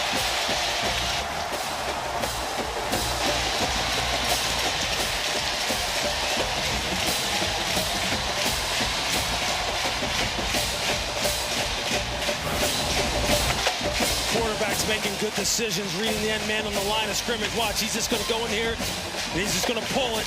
It's just a great decision on the part of Chandler Morris. And then watch Sage Ennis. He just seals the edge. Chandler uses his legs, says, Tommy Castellanos, how you like this as far as ball handling? What a great game. Well, Lewis, what a drive. 12-play drive, 11 runs. That is a statement from the Hoos. Jamari Taylor, Ashlyn Barker, that was a titanic hit on the sideline. Oh, my goodness. I mean, they just complement each other so well, and they're such great competitors. And what can you say about Chandler Morris? He says, hey, maybe I'm not sure if I can throw it on this drive, but I can for sure run it.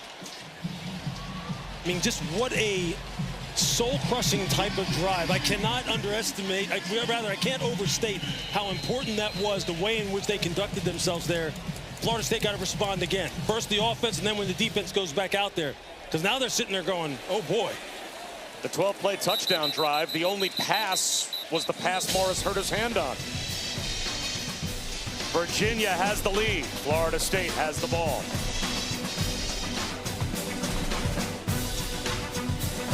I'm good, guys. You directly go goes up to the rest of the offense. He gets in their face and he screams all day long, "This is what we do. I love it."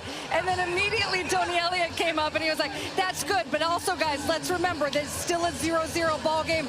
Morris walked off afterwards, took a couple throws and some pain medication, but a little endurance, boys, will mask any sort of pain right now for him. Yeah, the medication might come in handy. That's Chris Button, Bob Wischusen, and Louis Riddick here in the booth. Matt Austin, our officiating expert, with us as well. Usman Chroma right up the gut. Close to 7 yards on first down. Caleb Hardy ends up on top of Chroma.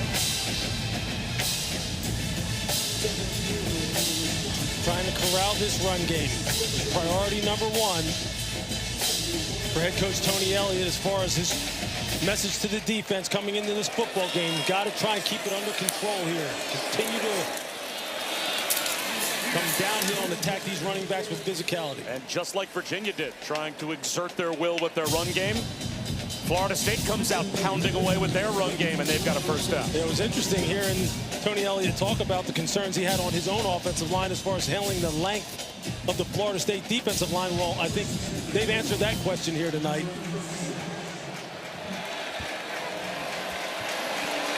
Gavin Sawchuk back in now. Jet sweep. A broken tackle. Makai Danzig, he can fly. Stays in bounds, gets a few more yards. Makai Danzig is a 400-meter record holder. Yeah, he's a state champion in the 200 and 400 when he was in high school. Got world-class speed. Sub 10.5 in the 100 meters. But he's a football player. They say he is not a track guy playing football. This is a football guy who happens to be super fast, and they love his potential. When you set the ACC 400-meter record, you certainly seem like a track guy. Quick hitter on the outside. And there is Danzig again. Well, he double caught that ball, almost got away from him again. But these wide receivers for Florida State, especially Deuce Robinson, have been giving Virginia a lot of problems on the outside, especially the size of Deuce Robinson. And they've been rotating defensive backs on him, trying to get a better matchup. Deuce Robinson, the USC transfer, all the way at the bottom of your screen to the near side right. Quarterback draw, Castellanos to the 20-yard line. Castellanos bounces it to the 10. He's out of bounds, close to the 5. First and goal, Florida State. 22 yards for Castellanos. You see, just a design quarterback draw. Now Tommy's just running the space, trying to find green grass and use his athletic ability. Wide receivers turning the blockers down the field. Tommy doing what he does best. Again, the maturity, the leadership, responding to adversity, all the things that Mike Norvell wants his football team, believed his football team had, they're showing it again. 221 rushing yards now for FSU. Chroma has to fight maybe for a yard. Gets to the 4. It'll be second down and goal. 45 seconds left in the quarter. They have used the Wildcat twice when they've gotten down here inside the 5 in scoring territory. They have so much in their bag, and it looks like they're going to it once again. Tight end Randy Pittman. He scored on a Wildcat run. He'll run it again. Jump pass instead. Guess who? Deuce Robinson. Touchdown. Florida State goes to the bag of tricks, and Randy Pittman, the tight end, becomes the quarterback. I mean, and we got a one-point game again. You just knew the pass was coming off of this. Watch how the offensive line holds their blocks. He's just going to go in here, and you're going to see Deuce Robinson just sneak right in there. It's a great play call to go off of the run from earlier. That's how you set up plays as a play caller. That's why they believe in Gus Malzahn and call him the Wizard. 18 seconds to go in the third quarter, and now we're tied at 28. I mean, it's just perfectly executed. It's just setting plays up, giving them the same look. Hey, they're going to run it with Randy Pittman. No, he's just going to jump up in the air. He's a tight end now. And we're going to throw it to our 6'6" wide receiver. I mean, that's just exactly what you want. Another response for Mike Norvell's team. But he knows they're in for a fight here. This is going to come down to a last possession or a turnover, some kind of mistake. And that's, I mean, this is theater. This is exactly the kind of football you want to see. I mean, Mike, you can just see in his eyes, man. You can just see him looking up in the air like he knows that he's in for a fight here tonight. Now, what does Chandler Morris have? How does he answer? They go back to the run game. Can he throw the football? I mean, I don't know if you can keep running the ball 8, 9, 10 times in a row. We're going to find out. Another touchback. Florida State is not allowed a kickoff return so far this season. What hangs in the balance in the next 15 minutes and 18 seconds, and who knows how much longer? Well, according to our ESPN analytics, both of these teams get close to being a coin flip to make the ACC championship game. Based on tonight's result, the winner is going to be right in the thick of the ACC race. A lot at stake. A lot at stake within the conference, nationally for Florida State. Virginia can announce their arrival in 2025 with a statement win here. It shows from our analytics standpoint, at least, how good the computers think that Virginia is. Overthrowing everyone, Chandler Morris. He took a shot for Trell Harris, but he overthrew Quindarius Jones as well. Just keep probing the deep third of this secondary, trying to get Trell Harris loose. You got to give the Florida State corners credit. They have been on this all night long. Whether it be Jones, Jabril Rawls, Jerry Wilson, they have all not been on the double moves at all and haven't allowed the big passing game on the outside to get going.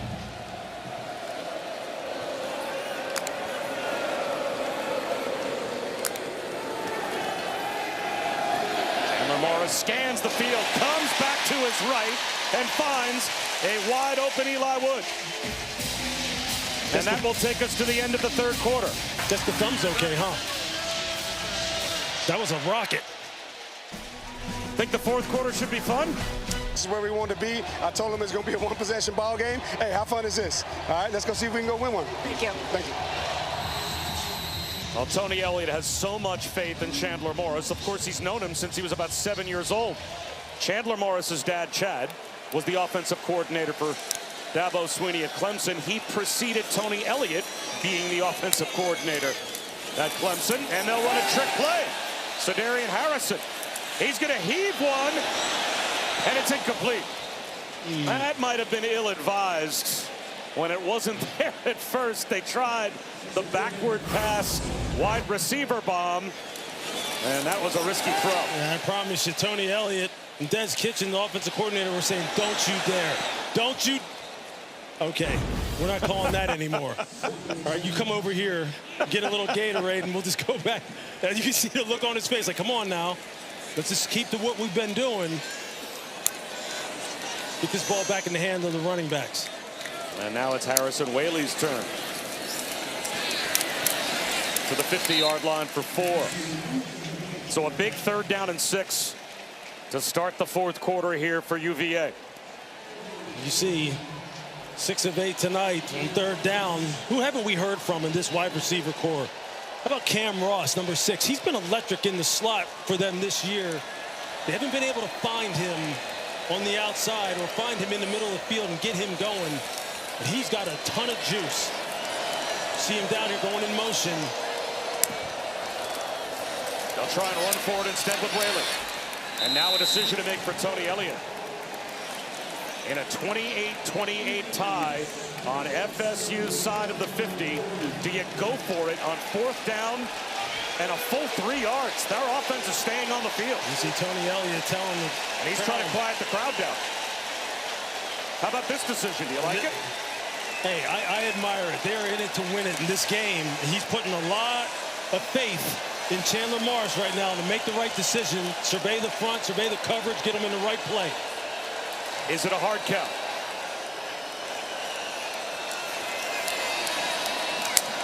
They'll snap it. Here comes a blitz. Morris finds the crosser. Guess who? Lewis Riddick. You wondered where Cam Ross was. He just showed up on 4th down. I mean, that's just a great call. Again, they're getting a little bunch set at the top of the screen, and they just sneak Cam Ross underneath all the traffic, creates a natural pick, and then here he comes. You're going to see him come at the top of your screen. Just look him underneath. He loses his man-to-man coverage. That's just a great call by Des Kitching. Great call. Ross in motion again. They hand it instead to Taylor. Shaheem Brown came up and punished Jamari Taylor after a short gain. Again, lean on this offensive line. Lean on the big guys up front. 3/5 of what you thought were going to be your starting offensive line are gone, and they're still running the football at an amazing clip against a huge Florida State defensive front. Now the left side of the offensive line, Mikhail Boley, Noah Josie. Those guys starters from the beginning of the season. But from center over to the right-hand side, it's been a juggling act because of injuries. Taylor, nowhere to go. That time behind the line of scrimmage, he was dragged down by Edwin Joseph. So now it's 3rd down and long. 3rd and at least 9, close to 10. You want to at least come out of this with 3 if you're Virginia. So no negative plays. Be careful with the football. You want to at least be able to attempt a field goal. And if you're Florida State, you want to get out of here. See if you can create some kind of negative play. Just don't get the ball thrown over your head. There's some confusion in the back end. Taylor went in motion. Empty backfield. The catch made by Edrin. Fighting for extra yards. Grinds his way down to about the 25-yard line. Just short. Jabril Rawls was there first. Jamal Edrin is 6'3", 221 pounds, and you saw all of it right there. It's 4th down and about 1.5 yards. Well, they went for it on 4th and 3. You have to know they're going for it on 4th down and less than that. Yeah, they've got the hammer in the game, Jamari Taylor. If you're going to run it, I'd run it behind Noah Josie and Mikhail Boley on the left side of that offensive line. Taylor has it. Another 4th down conversion for the Hoos. This game has everything you want in football. Everything. Battles along the offensive line. Strategy. Going for it on 4th down. Cat and mouse between offensive coordinator, defensive coordinator. This right here is the epitome of football. The last touchdown drive for Virginia was 12 plays. The 11th play now of this drive.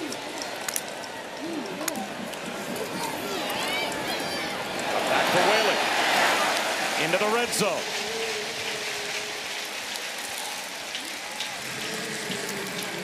The offensive line taking over this game. And it was concern number 1 for Tony Elliott when we talked to him. How are we going to handle the length of this defensive front? Just look how big. Just look on your screen. You see the size of Florida State's defensive line. And his big guys up front are responding. They are getting bodies on bodies, getting people turned and creating seams.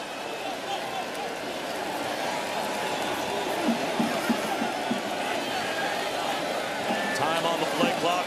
It's down to 5. And now motion.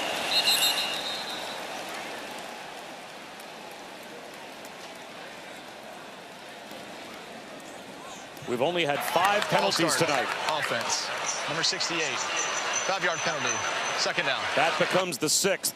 So each team with 3 penalties against. And that brings the line of scrimmage back outside the red zone. 2nd down and long, 2nd and 11.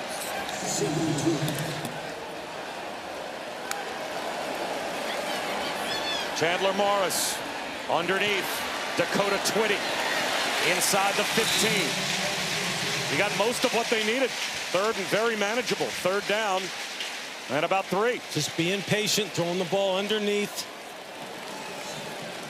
Florida State secondary playing for the deep balls down the field, making sure they keep everything in front and just rally up and tackle. It's time-consuming, efficient football.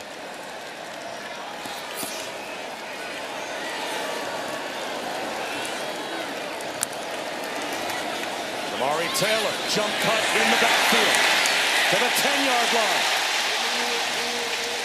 First and goal, Virginia. Unless they march him down at the 11. It is a first down. Let's see where they spot the football.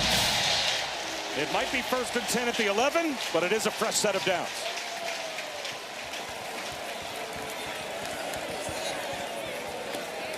So they can get another first down inside the 1.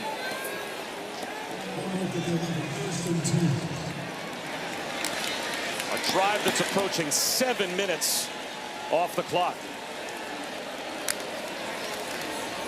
Taylor lowers his shoulders into a mosh pit inside the 10. Yeah, we've seen this at the NFL level. We see it at the college level. You see it at the high school level. The effect that this kind of drive, especially when you're running the football like this, what it does to the morale of your football team. When you just can't slow it down and the clock is just ticking. I mean, it's amazing what is happening here considering the deficiencies. And you see Tony White, the defensive coordinator for Florida State, just going deep into his bag, trying to figure out how to get this slowed down. Morris pulls it. Chandler Morris has a hat trick. His third rushing touchdown of the night. A flag thrown, though, behind the play. It's coming down. Holding. Offense. Number 6. 10-yard penalty. Second down. Pam Ross called for a hold, and the wry smile from the head coach. Yeah, you can see it out on the perimeter. He was about to lose the defensive back. You can see him right here. He grabs. You see the right hand from Shaheem Brown. Just trying to free his guy up for a touchdown. And sometimes you can live with that as a coach. I mean, you don't want that obviously to happen on a touchdown run, but you understand what your guy's trying to do. So now second down and 14. Back at the 15.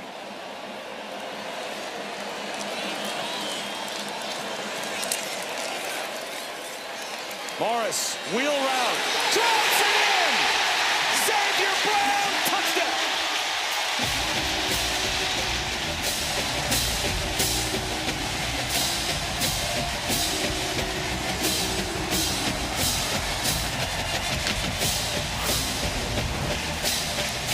Just running the wheel route. Look, he's chasing from the get-go because he's having to peel and pick up the back. And you see right there, when you see a defender put his arm out like that, the reason why he's putting it out is because he knows he's out-leveraged and he's going to lose the foot race battle, and he's trying to slow him down. Great play call once again by Des Kitchens. Lewis. Just a methodical drive. 16 plays, 75 yards. I mean, it just takes the life out of you, and it was just so efficient. A lot of maturity. 14 minutes and 11 seconds time of possession on those two drives combined. I keep saying it. It just takes so much out of you defensively and infuses your team with confidence that you can snatch the wheel from your opponent if you want to, and they know it's coming. That's how you want to play football at the highest level.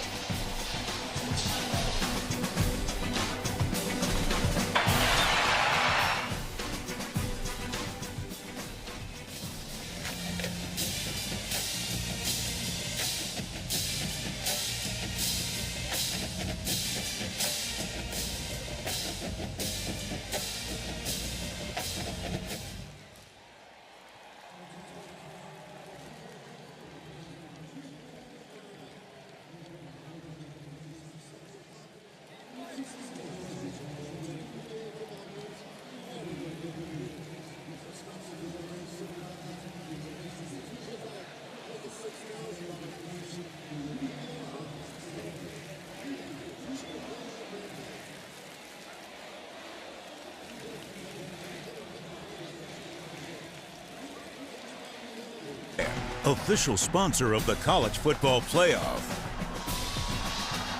The most iconic win, arguably, in Virginia history when they stormed the field 30 years ago over number 2 Florida State.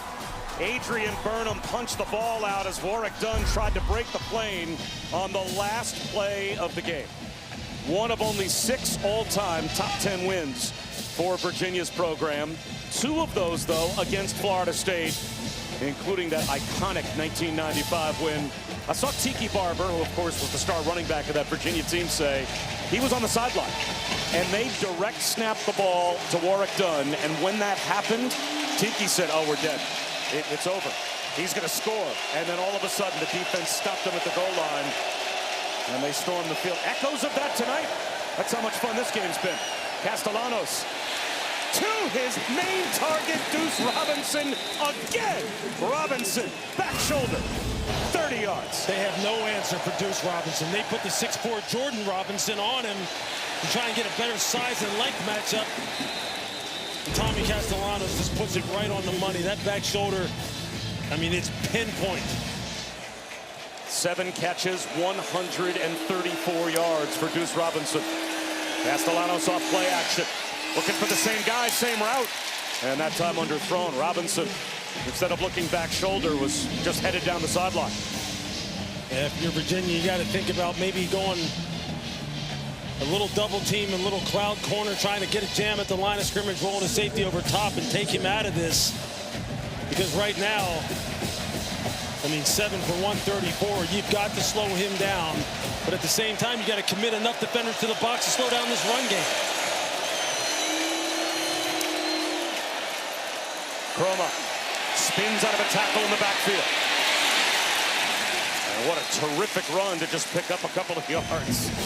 Daniel Rickard got through first, but he couldn't bring down Usman Chroma. They slowed him down just long enough for Cam Robinson to come in pursuit.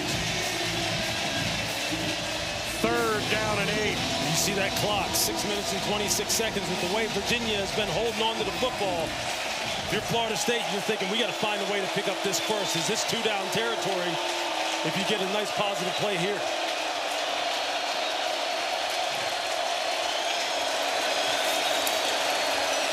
Four-man rush. Crosser is there. Short of the first down. They rally to bring down Makai Danzy. 4th down and 2. And here it is. This is what we're just talking about. You get a nice positive gain, get yourself in 4th and short. It's got to be 2-down territory. And now, you see they're bringing in speed. Here comes Squirrel White, number 4, coming onto the field.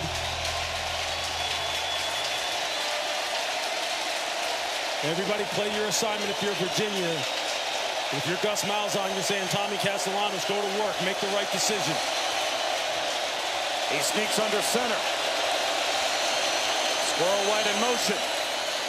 They fake the end around. Castellanos gets it himself and more. Slides down to the 30-yard line for the second 4th down conversion of the night for Florida State. It's the great read on the part of Tommy. He makes the right decision here. You see, he's going to fake the end around. And then he's got like a 3-level flood concept on the outside. Doesn't see anything he likes immediately and says, look, I got space. I'm picking this up.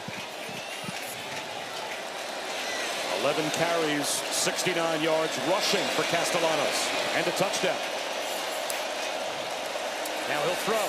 Check that quarterback draw. And he sits down. Actually took a loss of a yard. There. Son Freevard pressured him, and Cam Robinson there as well. And what were we talking about? Maybe going a little bit of zone, trying to get some jams on the outside and preventing this passing game. That's exactly what Virginia went to. Everybody was covered up. Tommy had to pull the ball down. And as you pointed out, he takes a loss on the play. So that's a major win right there for Virginia in this 2nd and long situation.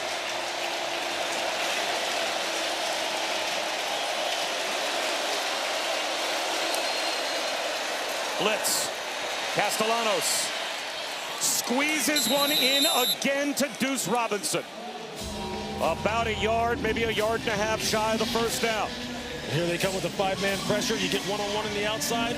Castellanos reads it perfectly. He goes, bingo, I've got one-on-one again to my guy, Deuce Robinson, who is just having a career type of night. They mark him down at the 23, so it's 3rd down and 2. Look at that, 8 for 144, 18 average.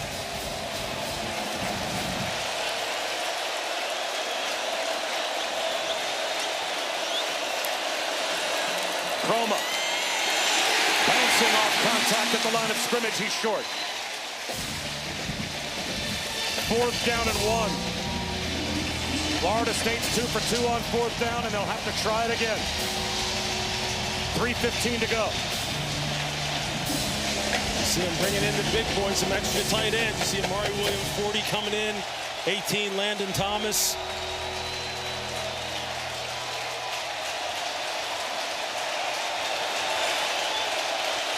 This is where you got to be on top of it from a secondary standpoint. It looks like an easy run formation. Play fake for Castellanos. He's in trouble. To the sideline. Underthrown. Possibly intercepted. It doesn't matter. One way or the other, Virginia's got the football.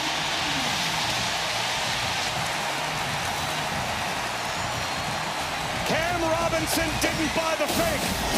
He pressured Castellanos.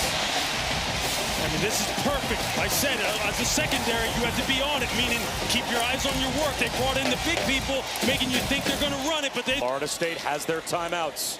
The 2-minute timeout is there to help them as well, but they need a 3 and out. Jamari Taylor spins for only about 1.5 yards. And there is timeout number 1 called by Mike Norvell. First charge timeout, Florida State. It'll be 30 seconds. Well, Lewis, let's take a look at our dynamic play of the game, brought to you by T. Rowe Price. And you just see it here. How about this wheel route? Just a beautiful throw from Chandler Morris to Xavier Brown. Got the one-on-one coverage against Elijah Herring. And Chandler Morris, bad thumb and all, just drops it in there perfectly. I mean, what a heck of a game. 3 ties, 2 lead changes. How much the turnovers have made a difference, because both teams have capitalized on them. Chandler Morris, 223 pass yards. He responded well to the interceptions. And then the Virginia defense just showing up in that heavy run formation. The secondary not falling for it. Now, can they close it out? Can Florida State get the ball back? There might be some traffic on the field if Virginia holds on. A keeper for Morris. Another timeout called by FSU. He's 3 yards short. Earl Little made the stop on Chandler Morris. Florida State. It will be 30 seconds. 2.5 minutes to go. And this, only the first half of our doubleheader tonight. ESPN College Football Primetime heads out west. Houston, Oregon State. Coming up next, Connor Wegman will try and continue a hot start for the Cougs. They are 3-0 for the first time since 2016, and their defense has showed out. Connor Wegman, fantastic prospect, former Texas A&M Aggie. As you mentioned, the defense, we always love good defense. Always love good defense in this booth. They are off to a great start. They got their work cut out for them to top this game. Now 3rd down and 3. Are you putting the ball in the air here, potentially off play action if you're Virginia, knowing that a first down basically wins you the game? Look, I'm going to trust my quarterback. I'm going to trust him to make good decisions in the run game. He's done that in the zone read game. If you have some kind of RPO, I'm putting full trust in him. They trust Jamari Taylor. FSU trusts their defensive front, and that pays off. Darrell Jackson Jr. right at the line of scrimmage met Jamari Taylor. And now downfield, Edrin and Rawls have to be separated. Boy, the last thing one of these two teams needs right here is a personal foul. The last timeout spent by Florida State. Well, Jamal Edrin had Jabril Rawls on his back. You're going to see it right here. He basically looks him up and dumps him. And then puts his forearm in his face, kind of holds him down to the ground. Said, come on, let him up. Look, that's just, as a defensive back, that's not what you want. You don't want a wide receiver doing that to you, but Jamal Edrin is 6'3", 220. He's no joke. That's what this game has been. It's been physical like this all night long. And the FSU defense did their job. They sure had to get a 3 and out. Sure did. And the punt group will be coming out for Virginia. So it will be on UVA's defense one more time to try and get a stop. Head boy, 2:26, even without timeouts. Yeah, it's a lot Clock of time. stopping with first downs inside of the last couple of minutes. That's an eternity in college football. You're Florida State right now. What are you telling your punt return unit? Hey, stay off the punter. Let's set up the return. We got Squirrel White back there. Let's see if we can pop one. Squirrel White had a very good return in the first half. This, a low-line drive. He'll let it bounce. And it's down inside the 35 by Virginia. So pretty good field position for Tommy Castellanos. Florida State needs a touchdown, and they have plenty of time to get it done. 2:18. They have the 2-minute timeout. And Tommy Castellanos has been here before, 4 times. He has won when trailing or tied in the fourth quarter. He's just so dangerous. With his dual threat capabilities, he's thrown the football very well here tonight. Deuce Robinson has just gone off in this football game. So if you're Virginia, you're thinking, look, we got to keep Tommy contained. We got to make sure we take care of wide receiver 0. Roll some coverage to him while at the same time taking care of this run game. They just took Deuce Robinson off the field. He was on the field, and one of the assistants pulled him off. So their number 1 receiver's not out there. Castellanos escapes the pocket right up the middle of the field. Gets all the way to the 50 before he slides. Rush lanes, rush lanes, rush lanes. And it looks like that's going to get us down to the 2-minute timeout. They can't get another snap off before the 2-minute. This is the 2-minute timeout. Can Florida State tie the game? They've got 2 minutes to get it done.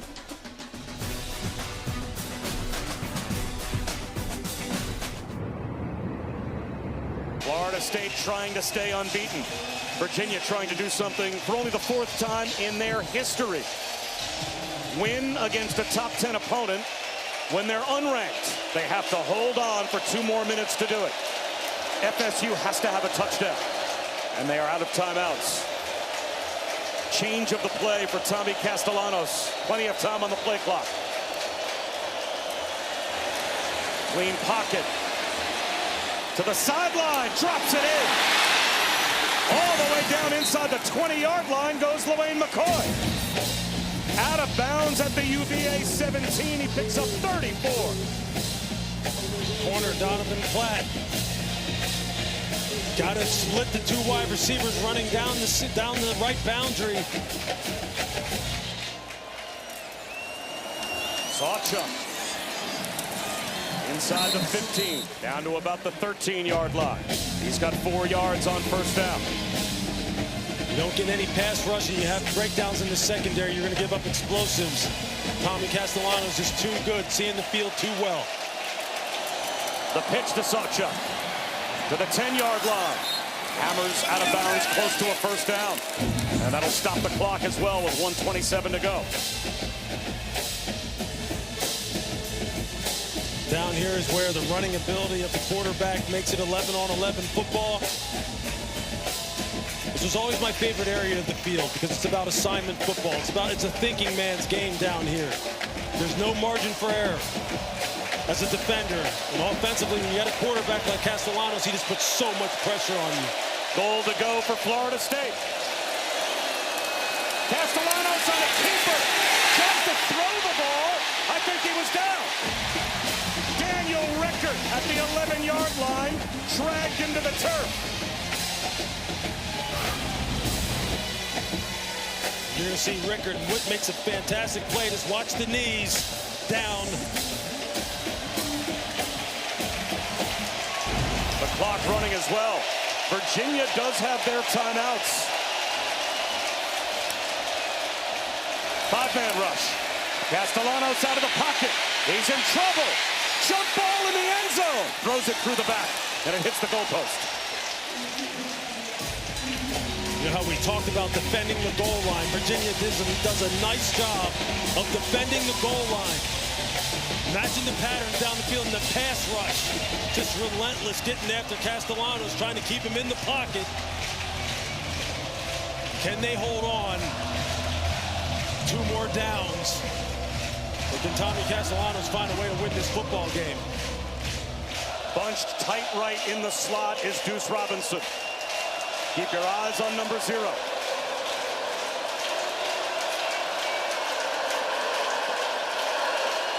Virginia with a 5-man blitz. Castellanos off his back foot again for Robinson. No. Overthrew it. And that time Prevar had him blanketed. It comes down to this. 4th down and goal from the 11. Real good job of zone coverage. Picking up the patterns, matching them down the field, rushing with lane integrity. They brought 5, trying to get some pressure on the quarterback. You're trying to balance pass rush with coverage. You can't give Castellanos all day long. Deuce Robinson now solo right. There you see him at the top of the screen right there. They got 2 guys over there. They got a corner and a safety shading to him. They bring another blitz. Castellanos on the move. Castellanos into the end zone. Diving attempt. Touchdown! Randy Pittman, the tight end, traps it. Florida State a point after away from a tie. What a catch by Pittman. And what an incredible throw. Castellano got drilled after he let this ball go. You see Pittman got his elbows underneath. Ball doesn't look like it's moving. And that's the key. The ball can touch the ground if the receiver is deemed to have full control of it. It doesn't look like it moved at all. That's a heck of an effort by Randy Pittman, returning from injury. It looked like he trapped it right to his chest. Sure did. Castellanos got drilled, rolling to his left, and puts it right where it needs to be.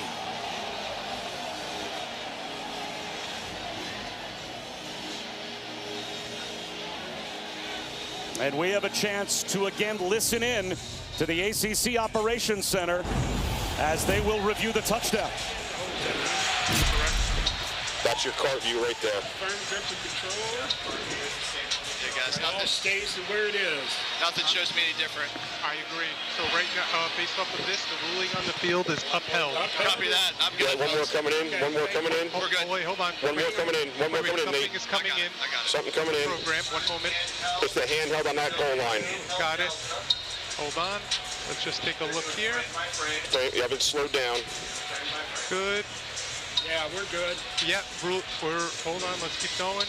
The ruling on the field is going to be upheld. We Yes, saw this. sir. We're good. Copy. I'm good. All right, Thanks, guys. Thanks, guys. Thank you. All right, Mark. As further review, the ruling on the field is upheld. It is a touchdown. And rightfully so. Yeah, that's a big-time play. Big-time play.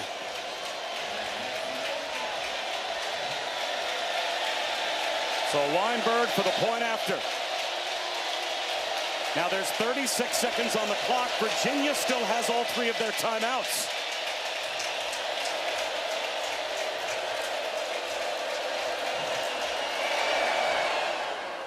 But we are now tied again. What a response again by Florida State.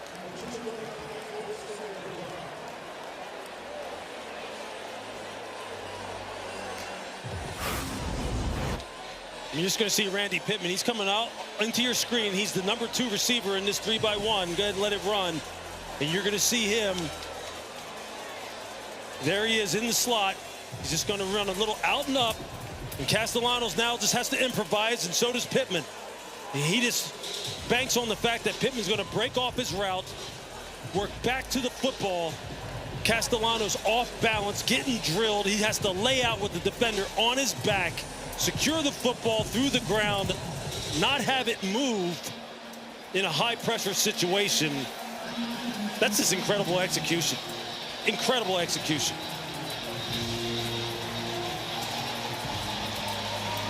That's as gutsy as it gets. It sure is.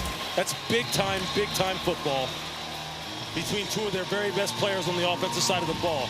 They were excited about Pittman Jr. returning today to play. Florida State, Now you Boise see why. State. They're the only two teams in America that have not allowed a kickoff return yet this season. And we won't get one here. That also means, though, that the clock stays put. 36 seconds remain, and Virginia has all 3 timeouts. Will Bettridge, 18 of 21 kicking field goals the last 2 years in a row. He's in the top 5 all 10 for Virginia. In points scored, his career-long 47. And that's about where Tony Elliott told us his maximum range is.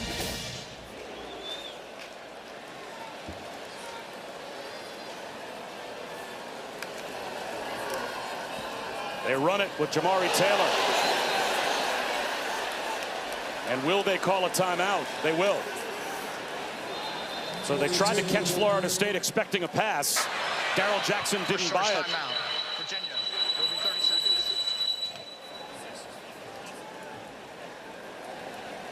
So a run play up the middle for no gain cost them 9 seconds. Bettridge would love a chance. But they've got a lot of real estate between where they are right now. It's an interesting play call. I think the fans are screaming. They were thinking maybe it was a face mask. A little bit of a high tackle. You're just kind of wondering what was going on there as far as the play call. What's Tony Elliott thinking right here? Now you got 2nd and long. You got to work the boundaries, work the passing game. Make good decisions if you're Chandler Morris, if you're going to try and win this game in regulation. And got all your timeouts, so the whole field is at your disposal. He's out of the pocket. He's going to take off and run. There goes Chandler Morris. Across the 40-yard line. And now, it makes you wonder, again, what was the point of running the football on first down? I mean, this is the kind of thing you got to trust your quarterback to do. Make good decisions, use his legs if necessary, take what's there. Work the sidelines. You have the timeouts.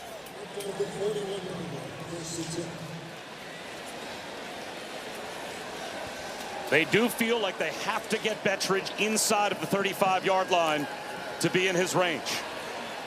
Looping throw down the sideline for an interception. Jabril Rawls picks off Chandler Morris. 12 seconds to go in regulation. Florida State has no timeouts yet left, and they are all the way down at about their own 30-yard line, so it looks like overtime. This is what he's trying to run, this little flag drop. But watch the corner. Watch number 11. He plays this perfectly. This is how you play it in too high. If he goes inside, you go ahead and just pass it off, and then you drive at 45 degrees for depth to help out your safety if he can't get over top. That is textbook corner play in cover 2.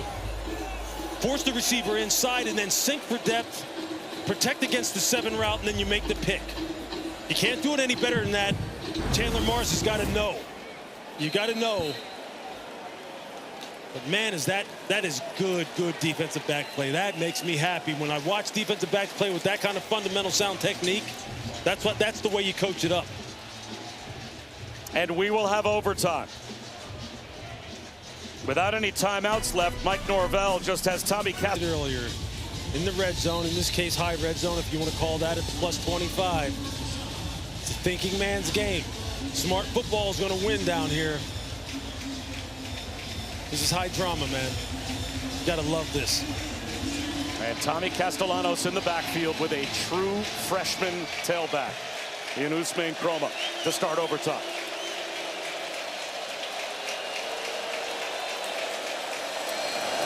Kroma, not much on first down.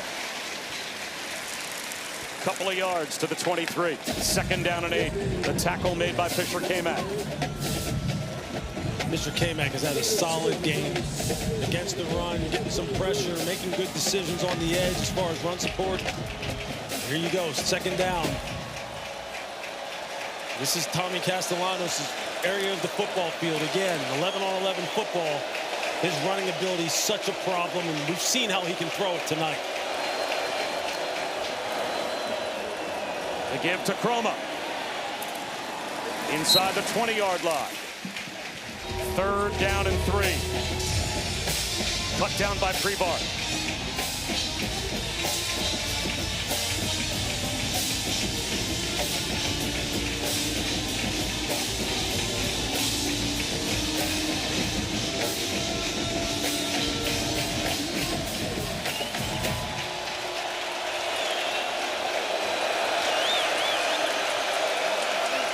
Castellano sneaks under center. Fakes the jet sweep. The throwback, underthrown and incomplete. He tried to set up Sacha. Now it's 4th down and 3. And it looks like Mike Norvell, for the first time tonight, is going to send out the field goal group. But check that they missed a field goal earlier. This is the second try for Weinberg, but from closer. That may have scored. You had big Jameer Carter trying to get out there on that screen, giving it all he got. Wow. 36 yards to try and give FSU the overtime lead. Down the middle. But now a touchdown wins it for UVA. Oh, boy. That's why you play defense first, right? Now your offense goes out there knowing all the cards they've been dealt. That's right. You know what you need. You know what you need. Who are the key players here? Chandler Morris, his decision-making. Jamari Taylor and Xavier Brown, they've been running the football with abandon. Got to make good decisions. And it is Jamari Taylor lined up behind Morris. Florida State, you got to communicate and you got to tackle. You got to get these backs on the ground.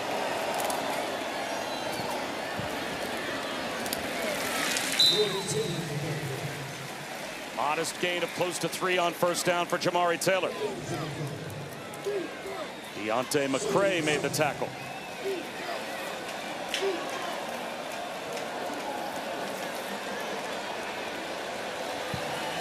Second down and a long 7.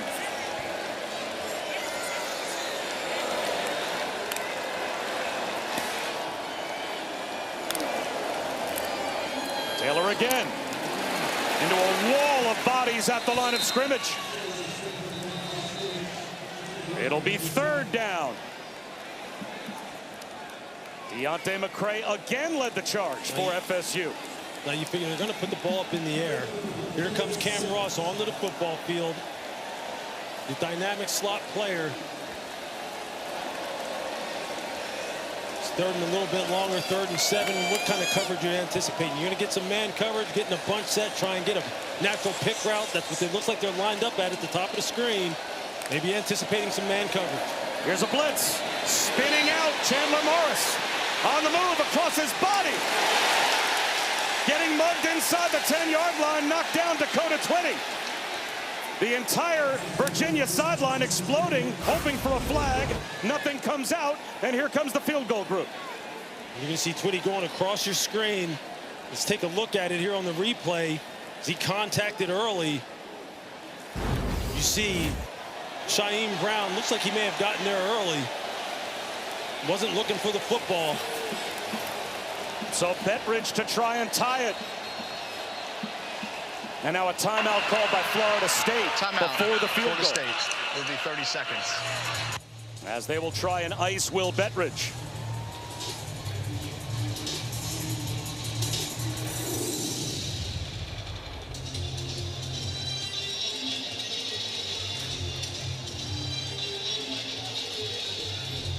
Worth another look to see if Dakota Twitty was interfered with or not, Lewis. Yeah, you see Shaheem Brown, number 1. He's trying to time it up just right. Boy, that is close. I mean, Twitty doesn't really go for the football because he sees the bodies that are coming. That is a close call. 39 yards for Bettridge.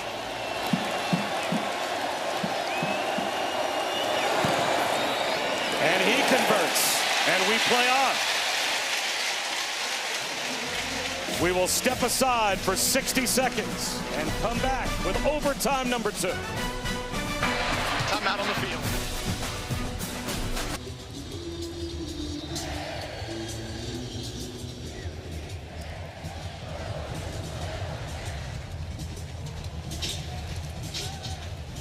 Well, Zubin, yes, indeed. Overtime number 2. And now if you score a touchdown, you're compelled to go for 2.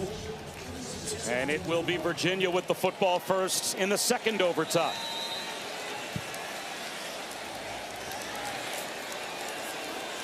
Xavier Brown now the tailback. Rolling out Morris. Underneath.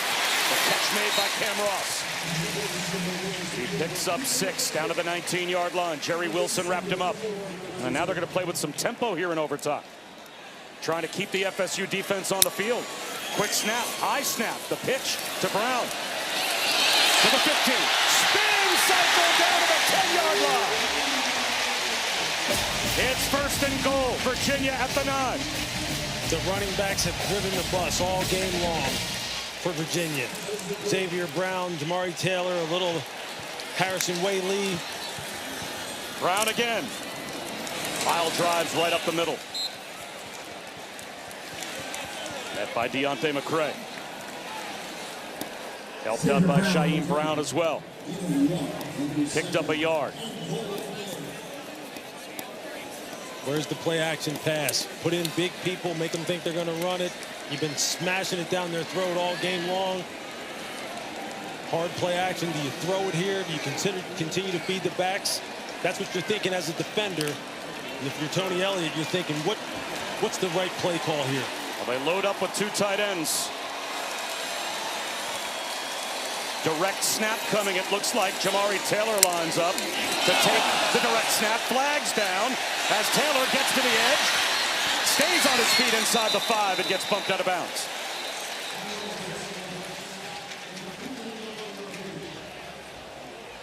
You get offsides, Florida State. That's what Tony Elliott thinks. Defense. Tony is half the distance to the goal. It's still 2nd down. So they basically get the same number of yards that Taylor just gained, but they also get the down back. Yeah, it's Jabril Rawls. He's trying to get a jump on it. He's figuring, I'm that man on the line of scrimmage. I'm force in run support. Let me get a head start before this train starts coming down the tracks. So now it's 2nd down and goal, but at the 4.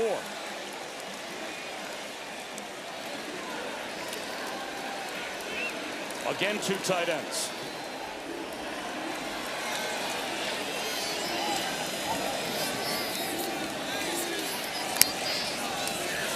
Play action for Morris.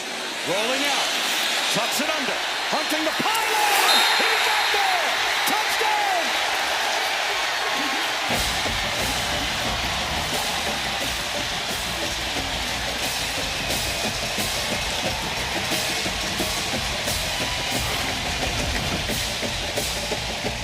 See Chandler Morris trying to protect that football, make sure it doesn't get knocked out.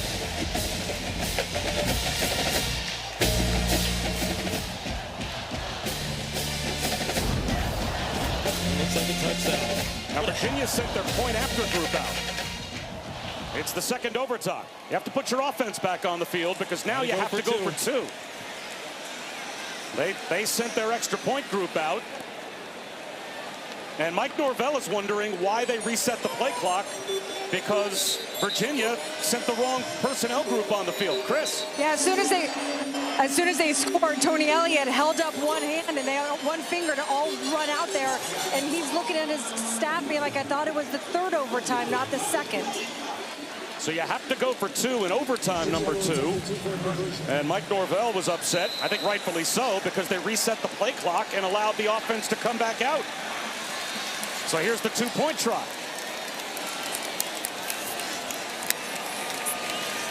Morris to throw. Into the end zone. Caught into the back of the end zone with a flag out. They've got the 2-point play. Trell Harris tight-roped the back line. We'll have to check the marker. I think you're going to get defensive holding, pass interference on Florida State. Holding. Defense. Number 11. Change the time. Defensive play. The try is good.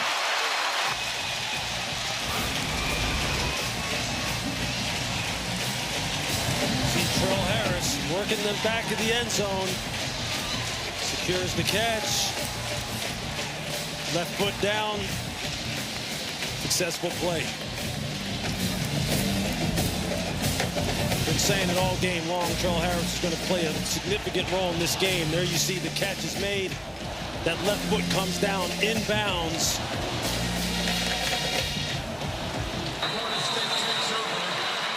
Really on the field was successful two-point conversion is under further review. Well, we would think this would probably be a pretty quick review. Again, the catch, it's secured. And let's hear what they're saying again in the ACC Operations Center. Hey, Dave, we're looking at the back feet. Got it. I'm at the back left foot. Bravo and Charlie, your best ones. Yeah, but that doesn't help. How about Delta? Delta's the front. Delta. So I'm looking at Delta because we see control here on replay D. He was in. House handhelds coming in now. And so now that left foot is the foot that we're trying to identify if it's inbounds or if it's touching the white. Yep. And based off of this look on replay D, we can't tell on this. Take a look at F. Like it's in. F's the near handheld. That's the near handheld. Slow down. Okay. Nothing from the low end zone. Yeah, that's a low end. No, it's. We already saw that one. We already see it. Yeah, and so now we're getting this one coming in. G we already saw. G we already saw. G we already saw. That's behind. Ruling on the field based off of this is upheld. Upheld, yes, sir. And we're done with the replay, so the ruling on the field is upheld. I'm with it, thanks. So the two-point play will be good. For further view, the ruling on the field is upheld. Try is good. So Virginia gets through the confusion of having to run their offense back on the field to try a two-point play, and it's successful. And now they've got the full 8-point lead. So now Florida State knows exactly what they need. How fortunate is Tony Elliott to have the time to still get his offensive personnel on the field and not get a delay of game penalty. So Castellanos back to work. Play action, screen out to the right, Robinson. Only about 3 yards. And remember, Florida State, when they lost the toss and knew they had to start on offense, they chose to go down towards the alums at the other end of the stadium to begin overtime. Now, they are trying to run their offense right into the student section. With the band right off there behind their bench.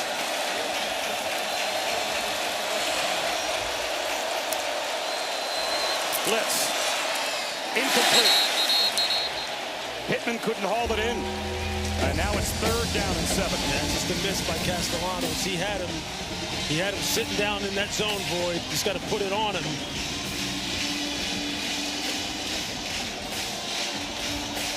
And obviously everything here is 2 down, so now you just got to figure out how to convert and get a fresh set of downs to get this ball in the end zone. Who have been your guys? Obviously, we've been talking about it all game long. Bruce Robinson. Now he's at the top of your screen. Is he going to get help? Is he going to be one-on-one? Castellanos looking that way. Guess who? Bobbled. Did he hold on? Deuce Robinson. Did he have control before he went out of the back of the end zone? They say he did for the touchdown. I don't know, Bob. I don't know. This is going to be close. The student section disagrees. This is going to be super close. As you see, he ran a double move. There's the bobble. Doesn't have control. Doesn't have control. Ball still bouncing around. I think his foot winds up hitting the back of the end zone. The concentration's amazing to gather it in, but does he have control with a foot down? They consider that control. There's a second foot down, but does he still not quite have control? That ball is still kind of moving on his fingertips. Matt Austin's our rules expert. And Matt, we're going super slow-mo here, but at what point would you say he had control during the process of that catch? Well, I think you have to go slow in this case, Bob. Originally, I thought he did have control, but that last slow motion shot looked like he was still bobbling the ball as he was out of bounds. So I think this should be an incomplete pass. Yep, I agree. I see it the same way. That ball's starting to move around. Well, let's hear what the Operations Center has to say, because they will be the final determination. All right, we're on the near card. Replay Charlie's also slowed down. So if you go to near card. Bravo. Yep. Okay, so slow that down. Bring that back. Yep. Wait, look. everything from TV is slowed down. Wait, yes, I hear you. So what? Here's this. We're going to try to see that there is control. Okay, so now this is where that control piece is. Now the ruling on the field is a touchdown. He's still moving here. Still moving. Bring that back. Moving. Moving. Nothing from TV. He's still moving, and then first step out of the Yeah. Would we agree that there's no control until he gets out? Yes. Agree. Reverse. Yes. Are we all in agreement? Yes. All right. Hey, we're going to So hold on, we need to go back to our previous spot here. Our previous spot is going to be the plus 22-yard line, hash 5. 22, position 5. Okay, 22-yard line, position 5. Third down. Line to gain is going to be the 15-yard line. 15-yard line. 15-yard line to gain. Okay. Yeah, the chains haven't moved. All right, so we're going to be third. It's going to be third down. No, it's fourth down. Fourth down. It's going to be fourth down. Fourth down. Thank you, guys.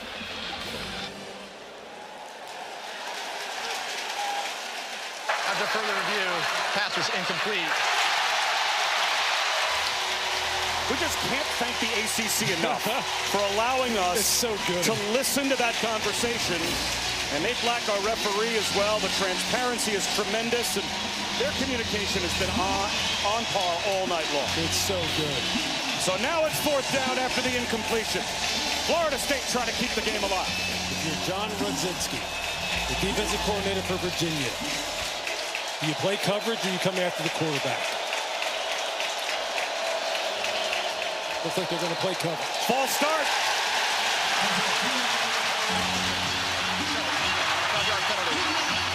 A student section induced false start. Well, now it's 4th and 12.